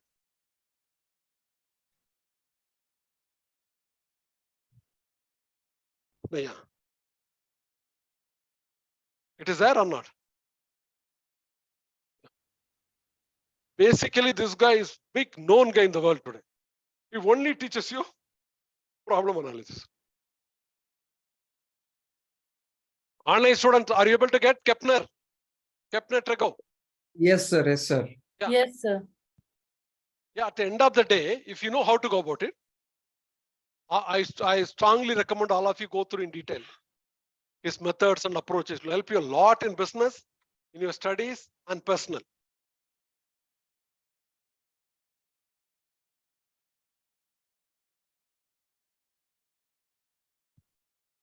So now we have come to the prescription. Are we clear now? What all we covered here so far? 8 points you have to summarize. 7, 8 points. From the beginning, we talked about the training background, number 1. We talked about the training definition. We talked about the difference between education, training, and development. Fourth, we talk about training can solve only, be careful. Training cannot solve everything. Training can solve only training solvable problem. Fourth, we talked about Sheffield is the one good process where you can take shelter in taking the training function in a professional manner. 5 point. 6 point in that, diagnosis. The diagnosis is training needs area, and that instruments and tools to assess the training needs. That's the 2. Third, based on that, you will prescribe a training program. When you prescribe a training program, be careful.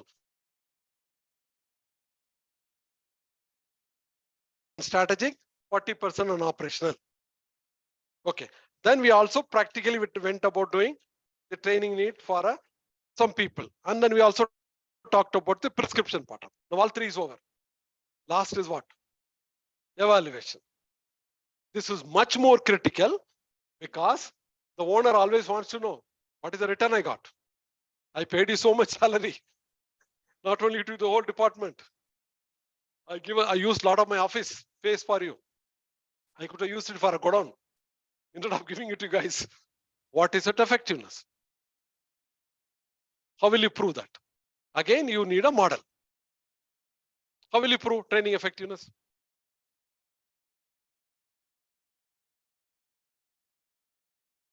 Okay.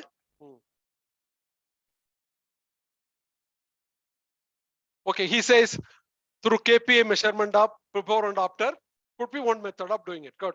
Online student, we are coming to the last part of it. How do we evaluate the effectiveness of training, which is much more critical? At the end of the year, along with the balance sheet, your balance sheet also go to the department. Yes, sir. My training has affected this way. This is my document. Yeah. With all annexures and proofs and evidences. In- Otherwise, like I started the class, you'll see them and put your head down and run away. I mean, people should not catch me. Correct.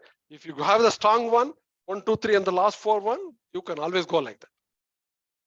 Correct. Now, how will you do it? One is feedback analysis. What else? What else? if our sales improves. And incidentally, this question is coming this time. Kirkpatrick's training evaluation techniques. Okay, one of the question among the 2 sets is this one. Kirkpatrick's. Okay, now Kepner-Trico, you've seen it, right?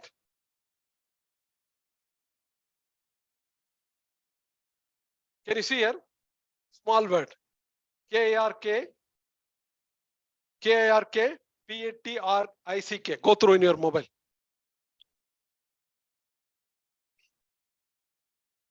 Kirkpatrick.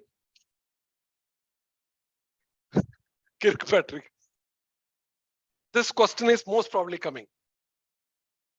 Kirkpatrick's training evaluation model. In training, what kind of questions can come? Sheffield training process or Kirkpatrick's training evaluation model.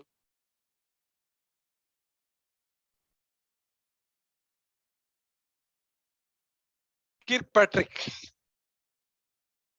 See in your mobile, it must be coming. Huh? Oh, can you give the right spelling to everybody? K-I-R-K, P-A-T-R-I. Right? No, I written right only. Yeah. You people are confusing me. I thought maybe I written. I'm known for writing all wrong spellings. What? No, it will break. I'll give you afterwards. 3:30 will break. Okay.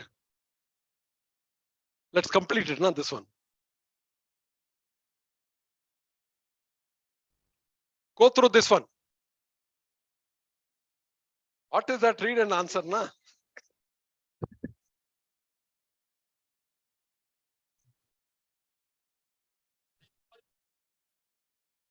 That's literally actual meaning with illustration you have to explain. Now you know the model, best model to be used for training evaluation. You know the literary meaning of 4 levels. Now each level practically you have to explain. Right. Yeah. And hold on, don't jump. That is a problem. We all jump. Now one is a reaction. You conducted a classroom training on the job. After 4 days, you give a questionnaire, you get them the reaction, good, bad, and all those kind. And the class only you can take it, or after the class, or after 3-4 days, you are getting reaction from the participant, or his own head of the department says, kuch change aaya. Something has come in this guy after the training. Or he says, no, sir, useless guy, nothing. Training ko farak nahi pada. You know, I hope you understand Hindi, most of you, right? It could be that way. Kuch nahi hai isko. Training kya hai? Bakwas hai, that kind of. So you get a reaction. The word itself, reaction. Immediately you're reacting good, bad, and although you're taking mark, and your boss says something, or your other colleagues 360 degree. People say, yeah, this guy changed, yeah, kuch to, some change. The finance guy is talking at least in a human way to people, right? Or the HR guy talks in a human way to people. Otherwise, HR guy thinks he's like the big boss. To know all. So there's some change. So you are getting the reaction after the training on by the participant through 360-degree by the department head or by the departmental issues coming down. That could be a reaction level of training. So if you do all those things, whatever we discussed, can't you have a complete more than a budget that your training director can give a dossier to the corporate department or not? This is how I went about assessing your training need. This is the methodology approach it. This is the prescription I've done it. This is what I conducted. For conducting this training, this is my methodology. I mean, this is what exactly McKinsey does it and gets crores and crores of rupees. And we guys, no attempt, and people like Bhaskar who can attempt, they don't do it. They're lazy guys, right? Exactly is what happening. Can't you come up with a big dossier? Practical data with, once you have a right data, then you can play with a lot of tables and graphs and things like that, right? You can beautify it. When you give us such a big manual to any of the chairman, will you be able to get business through that guy or not? And that's the only way to do it, according to me. And that's what exactly we don't do. Okay, now where are we? Reaction part. Are we clear with the reaction part? What is the next one? What is learning? I talked to him to work on as a finance director. He didn't know to work with the latest version of SAP. As an HR director, he doesn't know how to comply with the new labor law code in terms of statutory compliance. Have they learned it now without external support? I kept 3 months some external auditor or consultant working along with them as a coach for him to work on that SAP or American accounting standard, or for her to help her in the new labor code implementation, statutory records to be changed. After 3 months back, will I be able to remove that consultant or coach? Will they be able to keep the documents and records, take care of it? That proves the learning taken place. Further, will they be able to train the trainer? Will they be able to train it down? That could be it. We can see a learning from finance point of view, from HR, from marketing point of view. From marketing point of view, what kind of learning you can find out? Have they improved the, the designing of brand image, brand acceptance has gone up, or the customer response is improved because you taught the guy, customer can be nasty, customer will always be nasty. They want anything and everything. Still, are you be able to convince them through your, effective mode of communication, effective style of communication? Are you be able to get better feedback? So if the guy has learned it, has it improved it? It could be learning, it could be result also. What else? Give me some more examples of learning. Or some your quality. 5 years, Kaizen implemented it.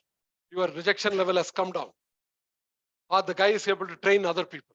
In fact, the learning and the result point to a large extent goes together. Okay, this is learning part of it. So we talked about reaction, learning. Third is very interesting, behavior. Always there's a fight between marketing, HR, and finance. Correct? In my experience, most of the time. Finance will say always these guys, marketing guys will come and give a traveling bill, which is not worth it. Right? They overcharge this and that, right? There is no holistic approach to that. He has got a prejudice. Hey, you pata hai kya? We are sitting in. And the same way marketing guys cannot say, they will say, what the hell are you doing? Sitting in AC, writing all those things. I know. Kya papad bell naam hai? Go to the market, meeting the distributor, holding it. Right? There's a lot of frustration in that guy. Right? And this guy thinks, though, you guys are known for that. And the HR guys, all do's and do nots, make such a rules, bureaucratic rules which cannot be implemented. And somebody comes with that, there is no question of employer friendly, employee friendly, user friendly, very good communication. No. So this guy, if all the 3 guys have been trained that level, then the behavior is likely to change, right? If not totally, to some extent you can see that. At least openly they will not criticize, right? Internal still they will carry on. So that is how you try to, now all those things not theoretically, you have to document it. You have to get an evidence. You have to collect the documents, get an evidence and put it. But 360-degree you can get a feedback, no? You talk to some people, conduct a structured interview. Some 30 people of marketing guys have a structured interview. Everywhere innovativeness, madam. Talk to 30 marketing guys. How is it improved? Yeah, this guy, finance guy, is it improved or not? What extent? He will give you a lot of info. See, I'll tell you, we cannot underestimate people. Everybody is too intelligent. This MBA students, fresh students, you're all matured guys. I gone through some of the feedback given by them about the faculty. Mind-boggling. You know, the column is there. The subject is good, teacher is good, effective, friendly, all those things, tick, tick, tick, and all, it's okay. Goes this way, that way. You're in a good mood, bad mood. You give 4, you give 3, 4, and all those things goes through. That all I gone through. Bottom in the written. Mind-boggling. Very engaging. Teaching, cross-complex. The way they written the boys, I mean the students, now I'm not boys. Mind-boggling kind of comments. Though there's a lot of points to tick. That they ticked it. And they take an initiative of writing. Which means they're potential, they're careful. Faculty should be careful. Faculty take them, they are as if they are students only. Simple. I told the faculty, be careful. See the kind of inputs they're given. Don't take them as youngsters. Maybe the youngsters have more curiosity. So, okay, now behavior is answered. So your question I answered. Behavior can be, you can have a structured interview. Who has to say change in the finance director behavior? The people who are communicating with you. Maybe HR guys, maybe marketing guys, maybe other staffs. Talk to 20, 30 people with a structured questionnaire, Likert questionnaire.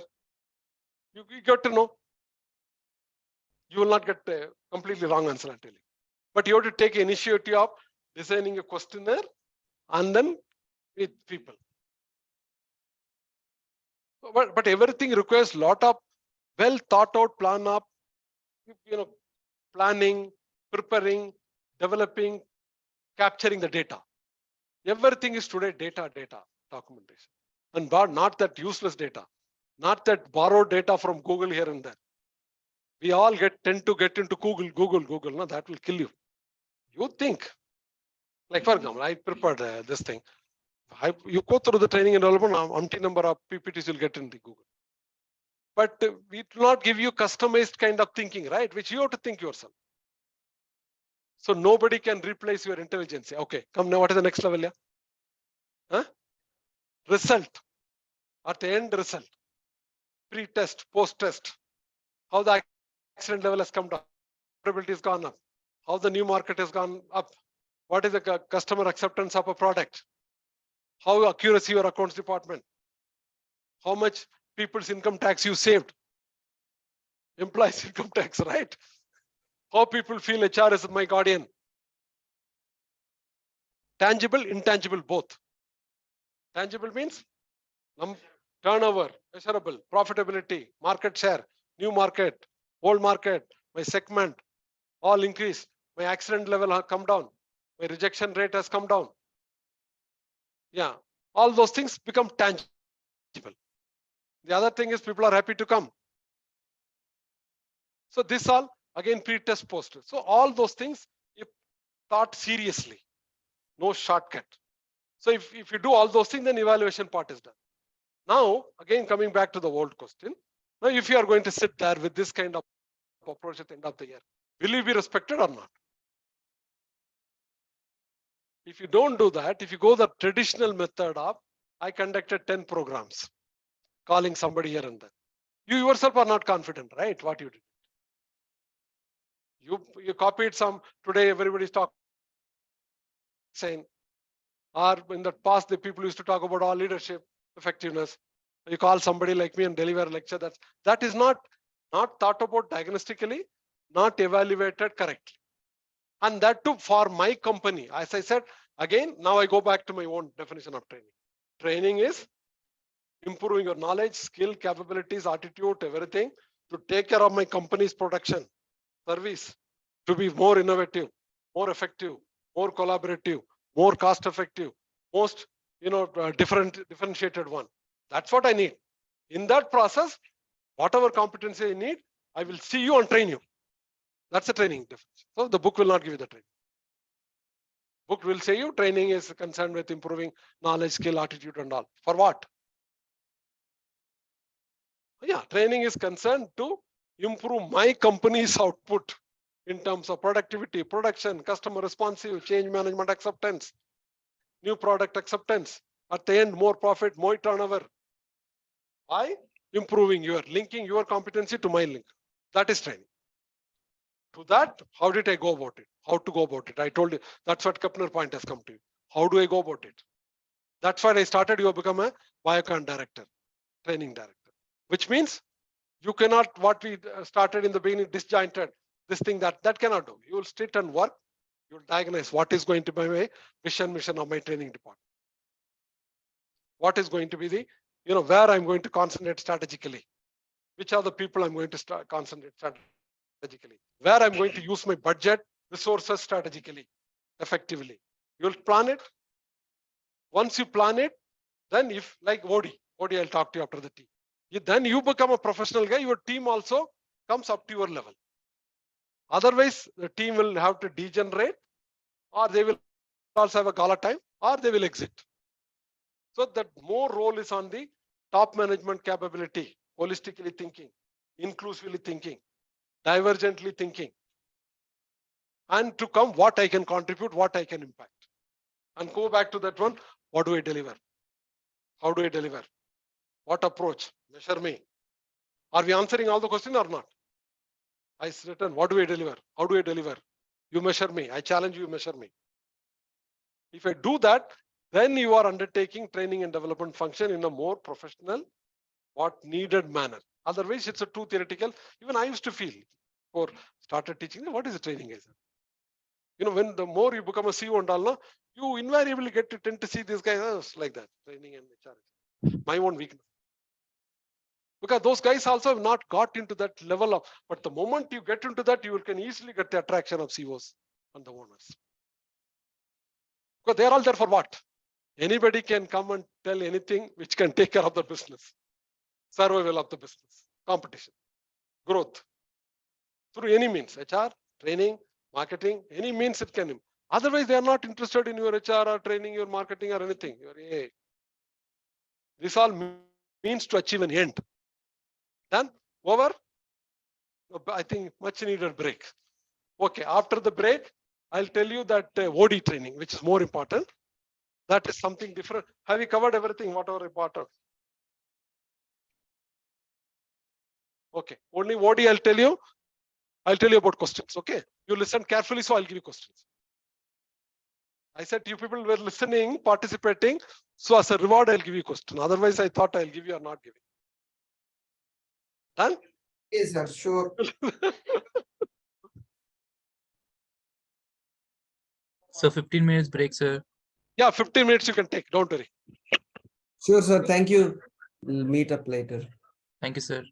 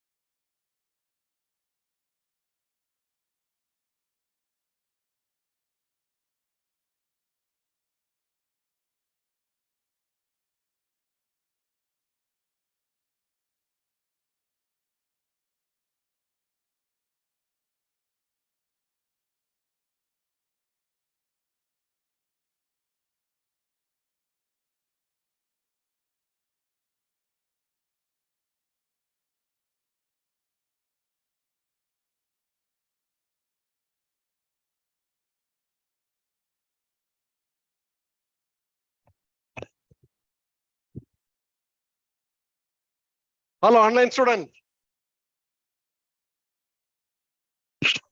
Yes, sir. Am I audible? Yes, sir. Okay, Yes, now sir. your important questions. Those who are there, take it. Those who are not there, forget it. As I told you, this is what I did. Okay, they can. This time I given 2 sets. They may select one. Last time I given 3 sets, which they say they are not referring. They may refer also. So first I will give you the 2 sets. And other than 2 sets also, whatever in the last 3 also, I'll give you some indication. Okay. The first is. Are you there? Ready? General and specific role of HR. General HR. Special HR. So specialist HR. Strategy human resource management.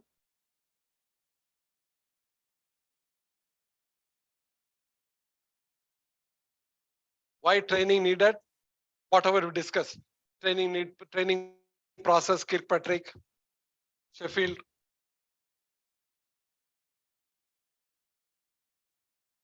Okay. What is transactional and transformational HR?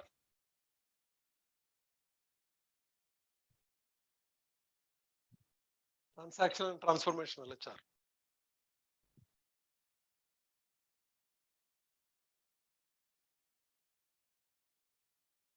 The learning from Southwest Airlines and Portman Hotel. To make your life easy, I thought that itself will make a question. One question is learning from Southwest Airlines, another question is learning from Portman Hotel. Difference between performance appraisal and performance management.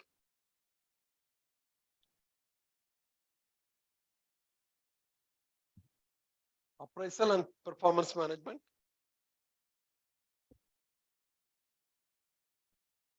Balance scorecard.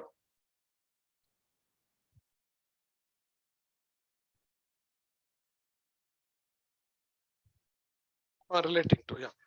And the IR part of it, collective bargaining. I also asked 2-3 questions from what we are going to cover tomorrow. Collective bargaining, new labor code, and the implication on employee and employer. New labor code, which we'll discuss tomorrow. Okay. New labor code and performance appraisal and performance management. New labor code and its implication on employee and employer.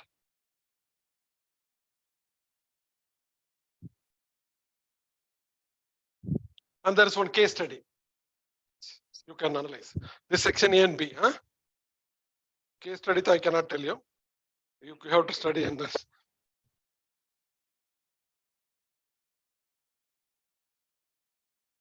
There is another set of question. Transformational HRM you already taken. And another one is the difference between training and development and education.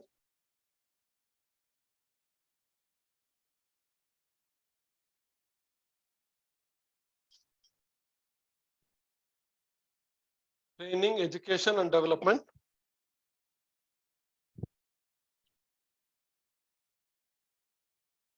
Then another one is called process of performance appraisal. We discussed at length, right? PMS, goal setting, self appraisal, all those things. That's process of performance appraisal. How do you go about performance appraisal? You just go through my PPTs more than enough. Everything is there. But you have to take the PPTs at least, nah? If you don't take the Appraisal. only 4 or 5 presentations are given, not more. Okay. Then the other question is job analysis, job description, and job specification. Job description and job specification. Job description. This we talked about when we are doing it KRA KP, right? Uh-huh. That slide you will go through. Job description and job specification.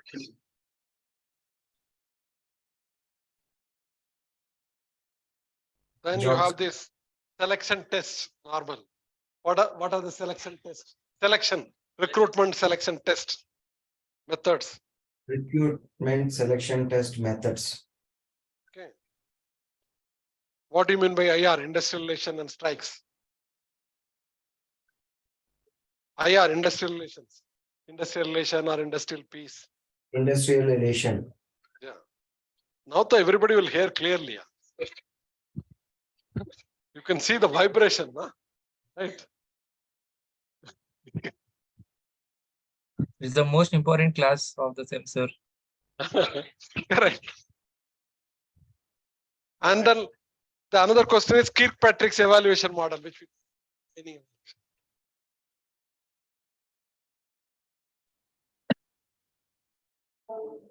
Sir, come these again, are sir. the, sorry?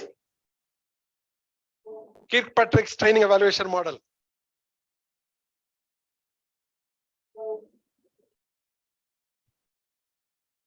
Done. These are the two sets of questions which you're given. Other than that, what else broadly? Just start from the beginning. Broadly, what are we covered? Right on, I'll tell you. Right. We talked about transactional HRM, transformational HRM. Transactional HRM, transformation. Yeah, I'm just giving you again, I'm collecting back from my thought. By mistake, if the other three comes, you'll be in a soup, you'll cry, SAR has given, it's not come. So I'm collecting it back. What did we cover from beginning? Covered, but still I'm writing it. Transactional HR, transformational HR, strategy HRM first class we covered, right? This one. Then we talked about job analysis, job description, job spirit, specification. Like KRA, KP preparation and all will not come. It cannot be questioned. Right? So some concept like we talked about some concept like balance scorecard, KRA, KPI. I'm just trying to give you a vague idea. In fact, you don't need preparation more than 2 hours here. I don't know why you guys are getting into more stressed and unnecessarily. No objective. There will be, I'll tell you the pattern also. Write down, then I'll tell you the. Okay, what else we covered? Today we covered training, performance appraisal, performance management. We covered with the question has already come. In fact, there is no secret. Whatever I covered, the question is come. Because I taught only that much to you. I taught only that much to you, right? And tomorrow, huh? Yeah, I'm not asking you to read the book, right? Everything. I taught you. You listened also. I taught you also. You have a complete conceptual idea now. You can write down. Now, tomorrow I'm being the new labor code. I'll teach you tomorrow. Industrial relation, new labor code, and I'll teach you. Only one question I've already given. I already given you one question on the. Because in the question paper should cover something on IR also. See that your respect, my respect to be seen by some outsider. You guys talk about 30 marks, na? It's easy for me to give 30 marks. Outsiders will not appreciate that. Some accreditation agencies from outside, they come to audit, EMBA, NAC and all. They'll say something, this program is not, to me, rigorous. They'll take it. How it's possible. This kind of subjects. So I want to balance in such a way that we command respect everywhere. Right? And in case of individual assessment, this one, well, let me make it little more. What did I say? 25 to 26 to 28, 29, whatever I'll say. Because individual still you 26, 20. So this okay. Okay, done. Okay, done. Awesome. Second thing. See, in kind of, okay, now the pattern you want to know, right? The pattern is there is section A. There will be 4 questions. You are supposed to write 3.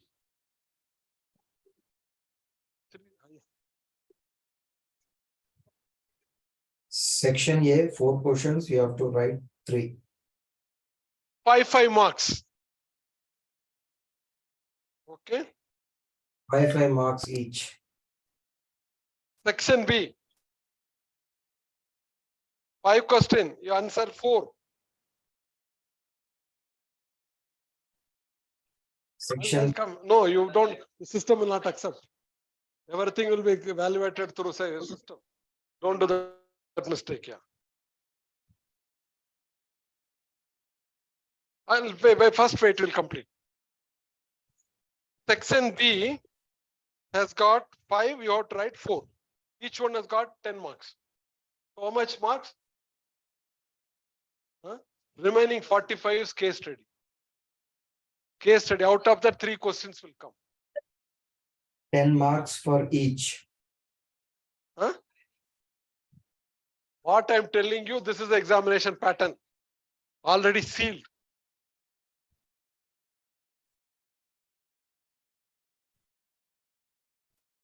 Lot of questions are even duplicate.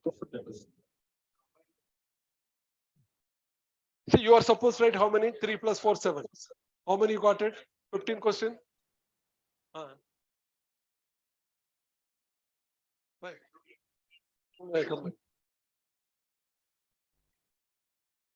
So the case study, there will be a small caselet. Hello. Caselet will be some off-page shape, like for example, dealing with underperformers at Polymer UK. There's one small case study. Underperformers at Polymer UK. There are 2 case studies I've given. One is designing PMS, one is this one. Very small case. It's not a case study because you don't have time to ready a case study. We call it caselet. Just a upper page kind of thing. Down there will be 3 questions.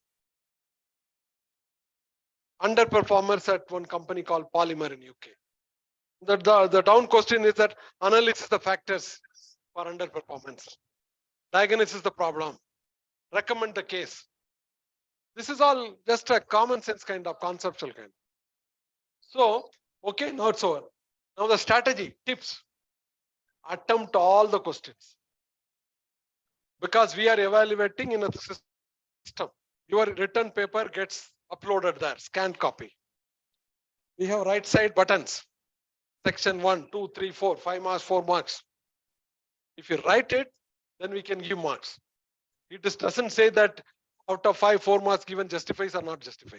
But you have not written anything, system will not accept. I've seen a lot of the people don't even attempt. If you attempt it, even if you are a worst performer, out of 5 you will get 2, 3. Right? Even the best performer will not get more than 4. Okay, out of 5. When you come to 10, even the worst performer also will get 3, 4. The best performer will get 7, 8. So please attempt. I've seen lot many people. If you don't attempt, I have to give that 0. The system will accept only 0. Right? So you attempt all the question. 3 hours. You attempt all the question. No way you can. Because case study itself is 45 marks. So okay, out of case study, even if you give 50-60% mark, how much it will come? 25 to 30 marks. So case study will itself will give you. What? What will you do with 100? What will you do with it? Sorry? It will convert into 40 marks. But your assignment will also get converted. Nah? So I don't think anybody will get less than, even if you are reasonably good, you will get around 60. 60 to 80 will be your range. That how you write it, na? Another good thing he asked, another tips for me. Most probably I am the first examiner. There are 2 sets of exam. First examiner and second exam. Most probably I am the first examiner. Most of the time, 99%. My style of examining, please don't write much. Okay. I want you to write limited. And I want you to write left side, write properly question 1, 2, 3, 4. After each question, underline. Make my life easy. Okay. And try to write, go in the sequential. Don't go section C, 1 question, section B, 3 question, again section A, 2 question.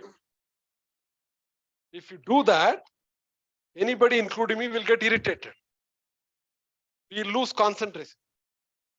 Imagine sitting in that examination hall, locked inside the room, not a comfortable chair, correcting 100 papers paper. Can you think about it?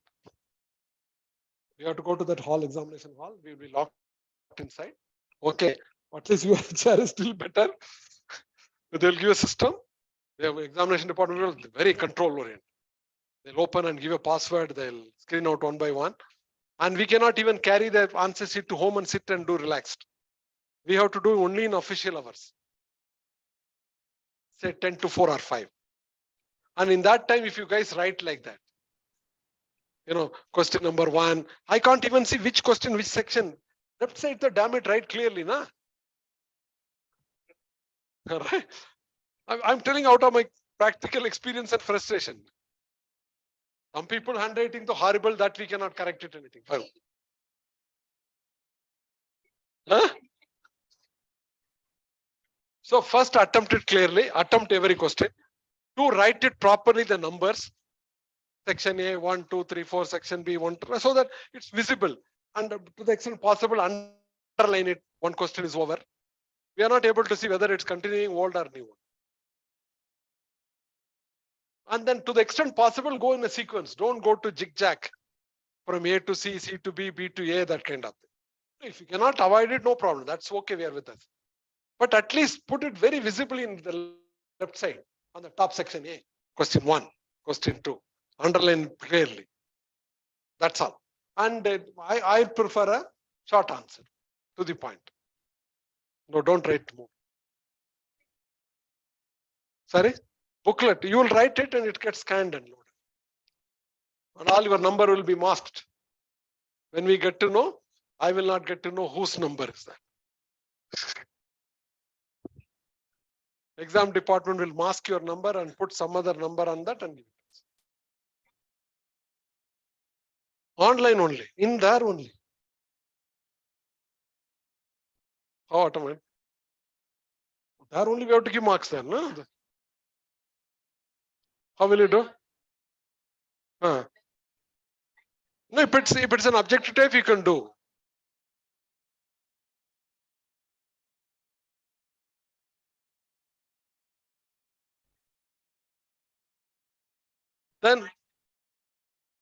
Then you know that you are likely to lose.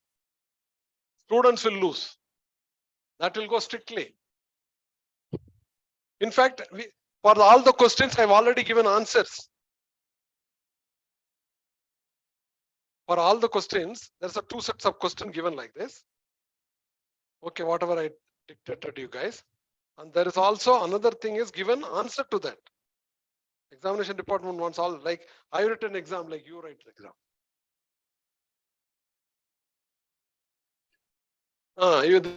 This is not evaluated. Okay, so overall nothing here. Don't worry, don't get in tension. I don't know about other subject. Even other subject also same. All faculty have been advised to give you indicative questions. All faculty appreciate your working hours and difficult. Okay. All faculty, because we have meetings, all faculty are more interested in your learning, not getting into this one. Only you guys are sometimes more theoretical. I think you want 100 out of 100 and all those. Okay. I mean, it's not that we don't lose by giving anything, but it looks little, you agree with me, artificial.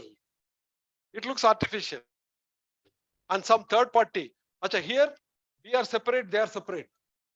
Controller of examination are different. He acts like, he's got a total check and control on it. University, it's they have their one. Only thing is they allow me to correct all the faculty the first, but there is also second evaluation. And if there is a major difference between the two, there's a third evaluation. Suppose between me and him, he went to the second evaluator. And if there's a nominal difference of 5-10 marks, they go with it, the highest one. There's a major difference, positively, negatively. The third examiner will come. So university, they have all the system properly. And there, if you go to the hall, then they will conduct themselves in a very strict manner. From my point of view, all the worst point is we have to go there, sit there, 9 to 5. See. See that exactly, good question. Huh? It's too much of hard work. 100 papers correcting. Sitting there. If you carry home, no, at least every time you do 10 papers, that kind of things you can do. Here you come prepared morning to evening, you do that. And after 10, 20 papers, you'll go mad. Huh? All the faculty are by and large, they're very careful. It's not that. Okay, guys, now exam is over. All clear? Any questions? Now your time is only 15 minutes left out, I think, right?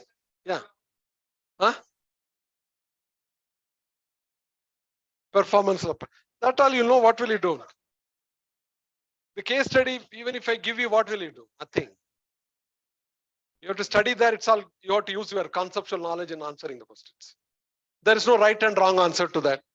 But there will be 3 questions to case study. Each question carries 15 marks. Again, write all 3 questions. You write 2 questions, then 15 mark is gone. The system will not accept. That's what I say, attempt all the questions properly. Nothing, even the worst come worst, people will get 50% if you attempt it. Sir, is that for all the subjects? This pattern is for all the subject. Question pattern is same for all the subject. No, I don't think 30, 40, I suppose. They club together. They club together everything, right? Your assignment 1. Yeah. Right. All right.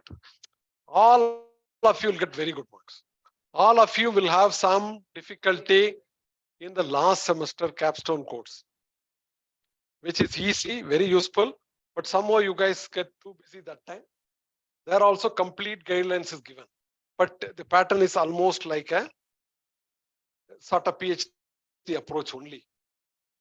But it's easy, but there is somehow you guys are not able to come up to that level, and there also helplessly we give 1 day, 2 day, you are supposed to submit a report, you are supposed to go through Viva, all those kind of. That will be little interesting and challenging. Last semester only you submit a project, na? You don't have an internship. Capstone along with the 3 subjects. You don't have an internship because you are already working. Our full-time student, they go for internship and also project. In your case, you have to submit a project. For example, HR, I can tell you. The audit I'll teach you tomorrow. Forget it. Now, what is the capstone course will be? Suppose you are saying one student of you did it in what is the Niman's Hospital. Evaluating the employee engagement level at the level of healthcare employees. That is the title that person has taken. Niman's Hospital in Bangalore, evaluating the employee engagement level at the level of middle level of healthcare employees. That's the title. Now we will give you structure.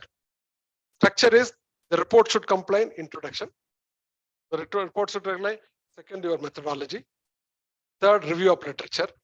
4th, collection of data. 5th, analysis of data. 6th, your conclusion and recommendation. This is almost like a pattern. This is the simple pattern for PhD also. But only thing is there we require data high level, review of literature high. There even if you write 10 books, you get no. A lot of project reports are already there, you can go through. Suppose you talk about employee engagement. Then you can also take some tools available, like employee engagement, Gallup 12 surveys tool is available. So you take Gallup survey 12, give it to that 40, 50 people, get the data collected, make a presentation. You can use any of the software tools. The least is SurveyMonkey or any of the lot of softwares. You analyze it. Introduction, why you studied it, why Niman's, what is the research cap, all those kind of things. The methodology will write. It's not that difficult. I don't know, but why they are not doing it. The review of literature is again theory, cut and paste. You have to take from 10, 20 books or magazine, what to employee engagement. We want you to cut and paste, but you have to give the reference. This many books I referred, this many journals I referred. This is what they talk about employee. Introduction chapter is simple. And most of the guides like you, not to you, even PhD student, my student, I only dictate introduction. Okay. Because that's a very key I mean, section, first section. PhD guys, they submit 300 page, 200. You guys submit 50, 60 page report. That's it. But that will be, should be interesting. But right now you can start working on that. Not now. Maybe after the second term is over, you can start working. And titles you want, you first decide which area you are going to do. Marketing, HR, finance and all. Then meets the HR guys. If you want, I can give you 5-6 title. I can give you 5-6 already old projects available there. You refer to that, make your life easy. Replicate the same model in some other organization. Again, smart approach. In that case, review of literature will be same. Right, employee engagement. Only the data you are collecting from somewhere is different. Different data. So nothing difficult. The difficulty comes like engineering student, they have accounting problem. Okay, big problem. But engineering student will have a lot of advantage in other technical papers like production management, operation management, all those things, they will have an upper hand. So it's a little combination. Statistics will be easy for the engineering students or not? Easy for them. For other art student, it will be difficult. Quants and all will be easy for engineering student. But overall, so far you already done how many papers? HR, OB, marketing, accounting, only 4 papers? I think 4 papers you are gone through by and large. Okay, right? Accounting is a little, for some people, not everybody, I think some people.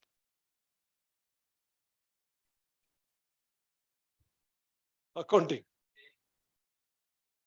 Accounting is tough, sir. Muthu Gopalakrishnan.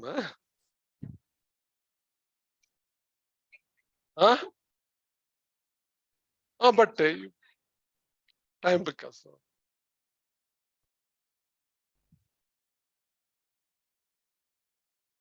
Maybe he's ambitious. He's trying to teach you guys more. That could be one reason. He is trying to cover the whole syllabus, trying to teach you completely. His intention is good, but that is not possible without basic 10+2, the basic, like the guys who appeared for a AS exam and all. I remember 10 years back. All the general studies question, where from it comes, you buy the NCERT books up, 2nd standard up to 10th standard. All the science, history, everything will come from there. But if you don't know the tactics, general studies is a big night. So similarly, maybe that you people don't have that 10+12, that basic accountancy, and he straight away takes up, and he's trying to, I know Muthu worked with me for 3-4 years. So he's a very good teacher. He's a very strict, thorough guy. Goes into that one. So probably he's trying to cover the whole thing. So that may be the tough time.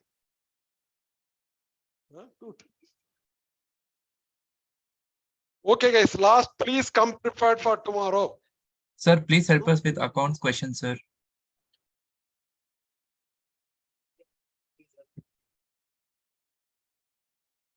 Has he not given you? No, sir. When is his class? Last class. Tomorrow. To ask him, you'll definitely. And also marketing, sir. And you cannot tell. I hope Captain Sir has given you question. No, sir. No. Didn't ask him indicative question. No, sir, we did not. He asked us to refer the textbook, sir. Huh? But as he said smartly, we covered everything. What the textbook talks about. We cannot leave. Why I'm pushing to IR tomorrow? Because if you don't study, IR itself needs at least 3-4 sessions. We are trying to cover IR in one session tomorrow.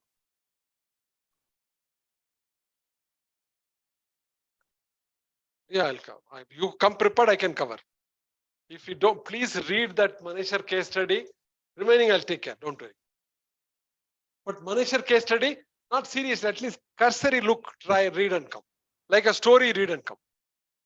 And let us make an attempt tomorrow how we teach real case study method of teaching. Real case study method is, sir, you come prepared, they'll start writing, okay, what did you learn in that case study? What is the problem? How did they solve? What went wrong? So you actually start contributing. That is why case study method is meant. But what we do is we use like a novel to teach you guys. To make you, somehow you learn something. But that is not the method of teaching through case study. Anything else? Because ODE I can't teach you now. It's already 4:22. Any questions you have?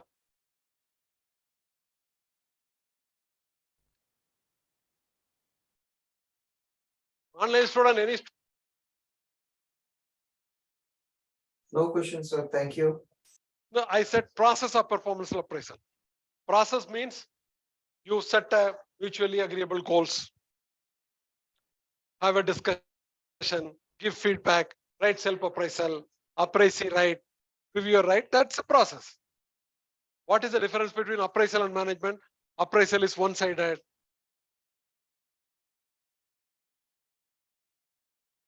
No, question is different, case study is different. Case study will give a particular company some issue happened.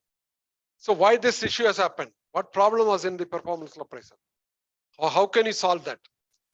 So it's a particular issue-based question. No? Issue, you have to solve that question.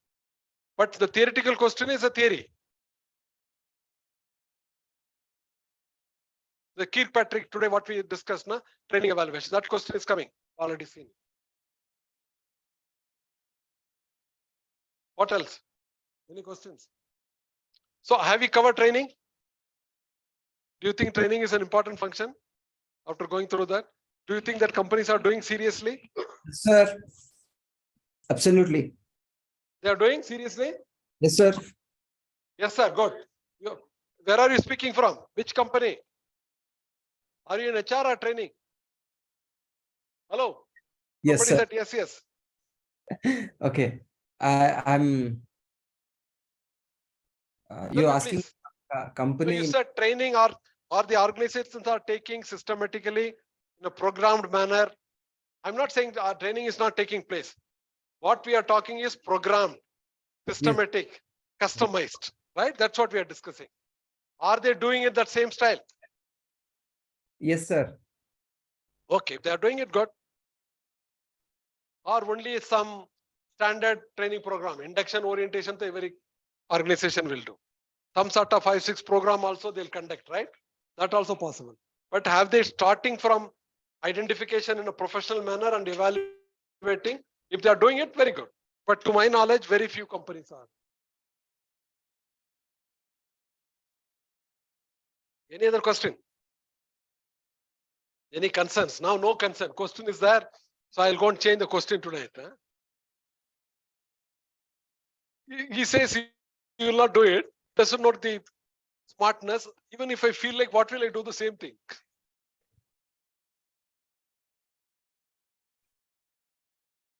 No, that's all. Everything is already. We touch training, we touch collective training, we touch performance appraisal, we touch transactional, touch transformational, we touched industrial relation, collective bargaining. What is that? We have not touched it. Touched everything. PPT is given. So even if I want to change, what will I change? In fact, it was very difficult for me this time to set these 2 questions. Earlier 3 sets, I've already covered all this. Now they want again 3, 2. No, we want to scrap that 3. You have to give fresh 2. What will I do? Again, I do this jumbling. A to B, B to A. 6. But you know that take how much time writing answer and all? Full day gone. Writing 2 sets of question in that particular format and then writing the same question with an answer in the particular format. It taken me 1 full day.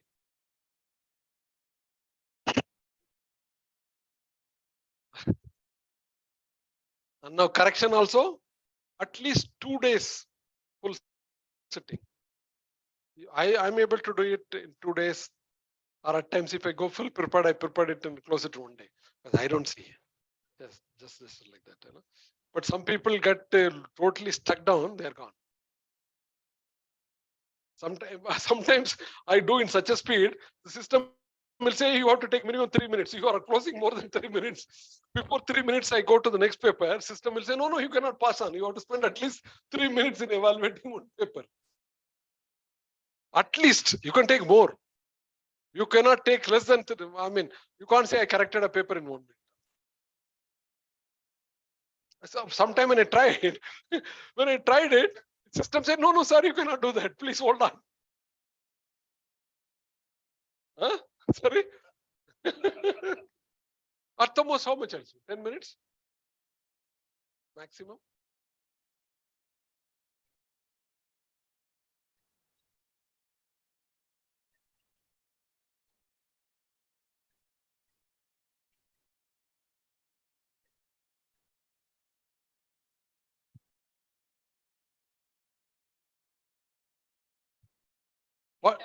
What I given you now? Okay. See, ask good question. One learning for you guys. There is a concept called Bloom's technology. BLOOM. Take Bloom. We are supposed to take you to that level. We are not taking. BLOOM, Bloom. From your next batch, we have been told to take to that level. See that? What madam said, na? What we are doing is rote learning. We have to take to that, see that Bloom's. BLOOM, Bloom. Bloom's taxonomy.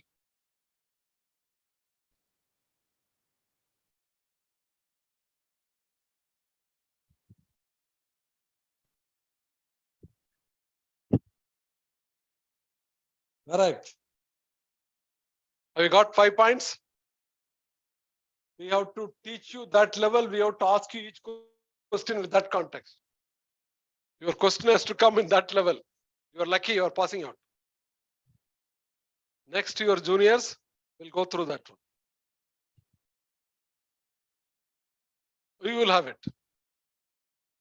Term 2 probably will have it. We already had 1 or 2 training ourselves. We have been trained that all our questions should reflect on this 5.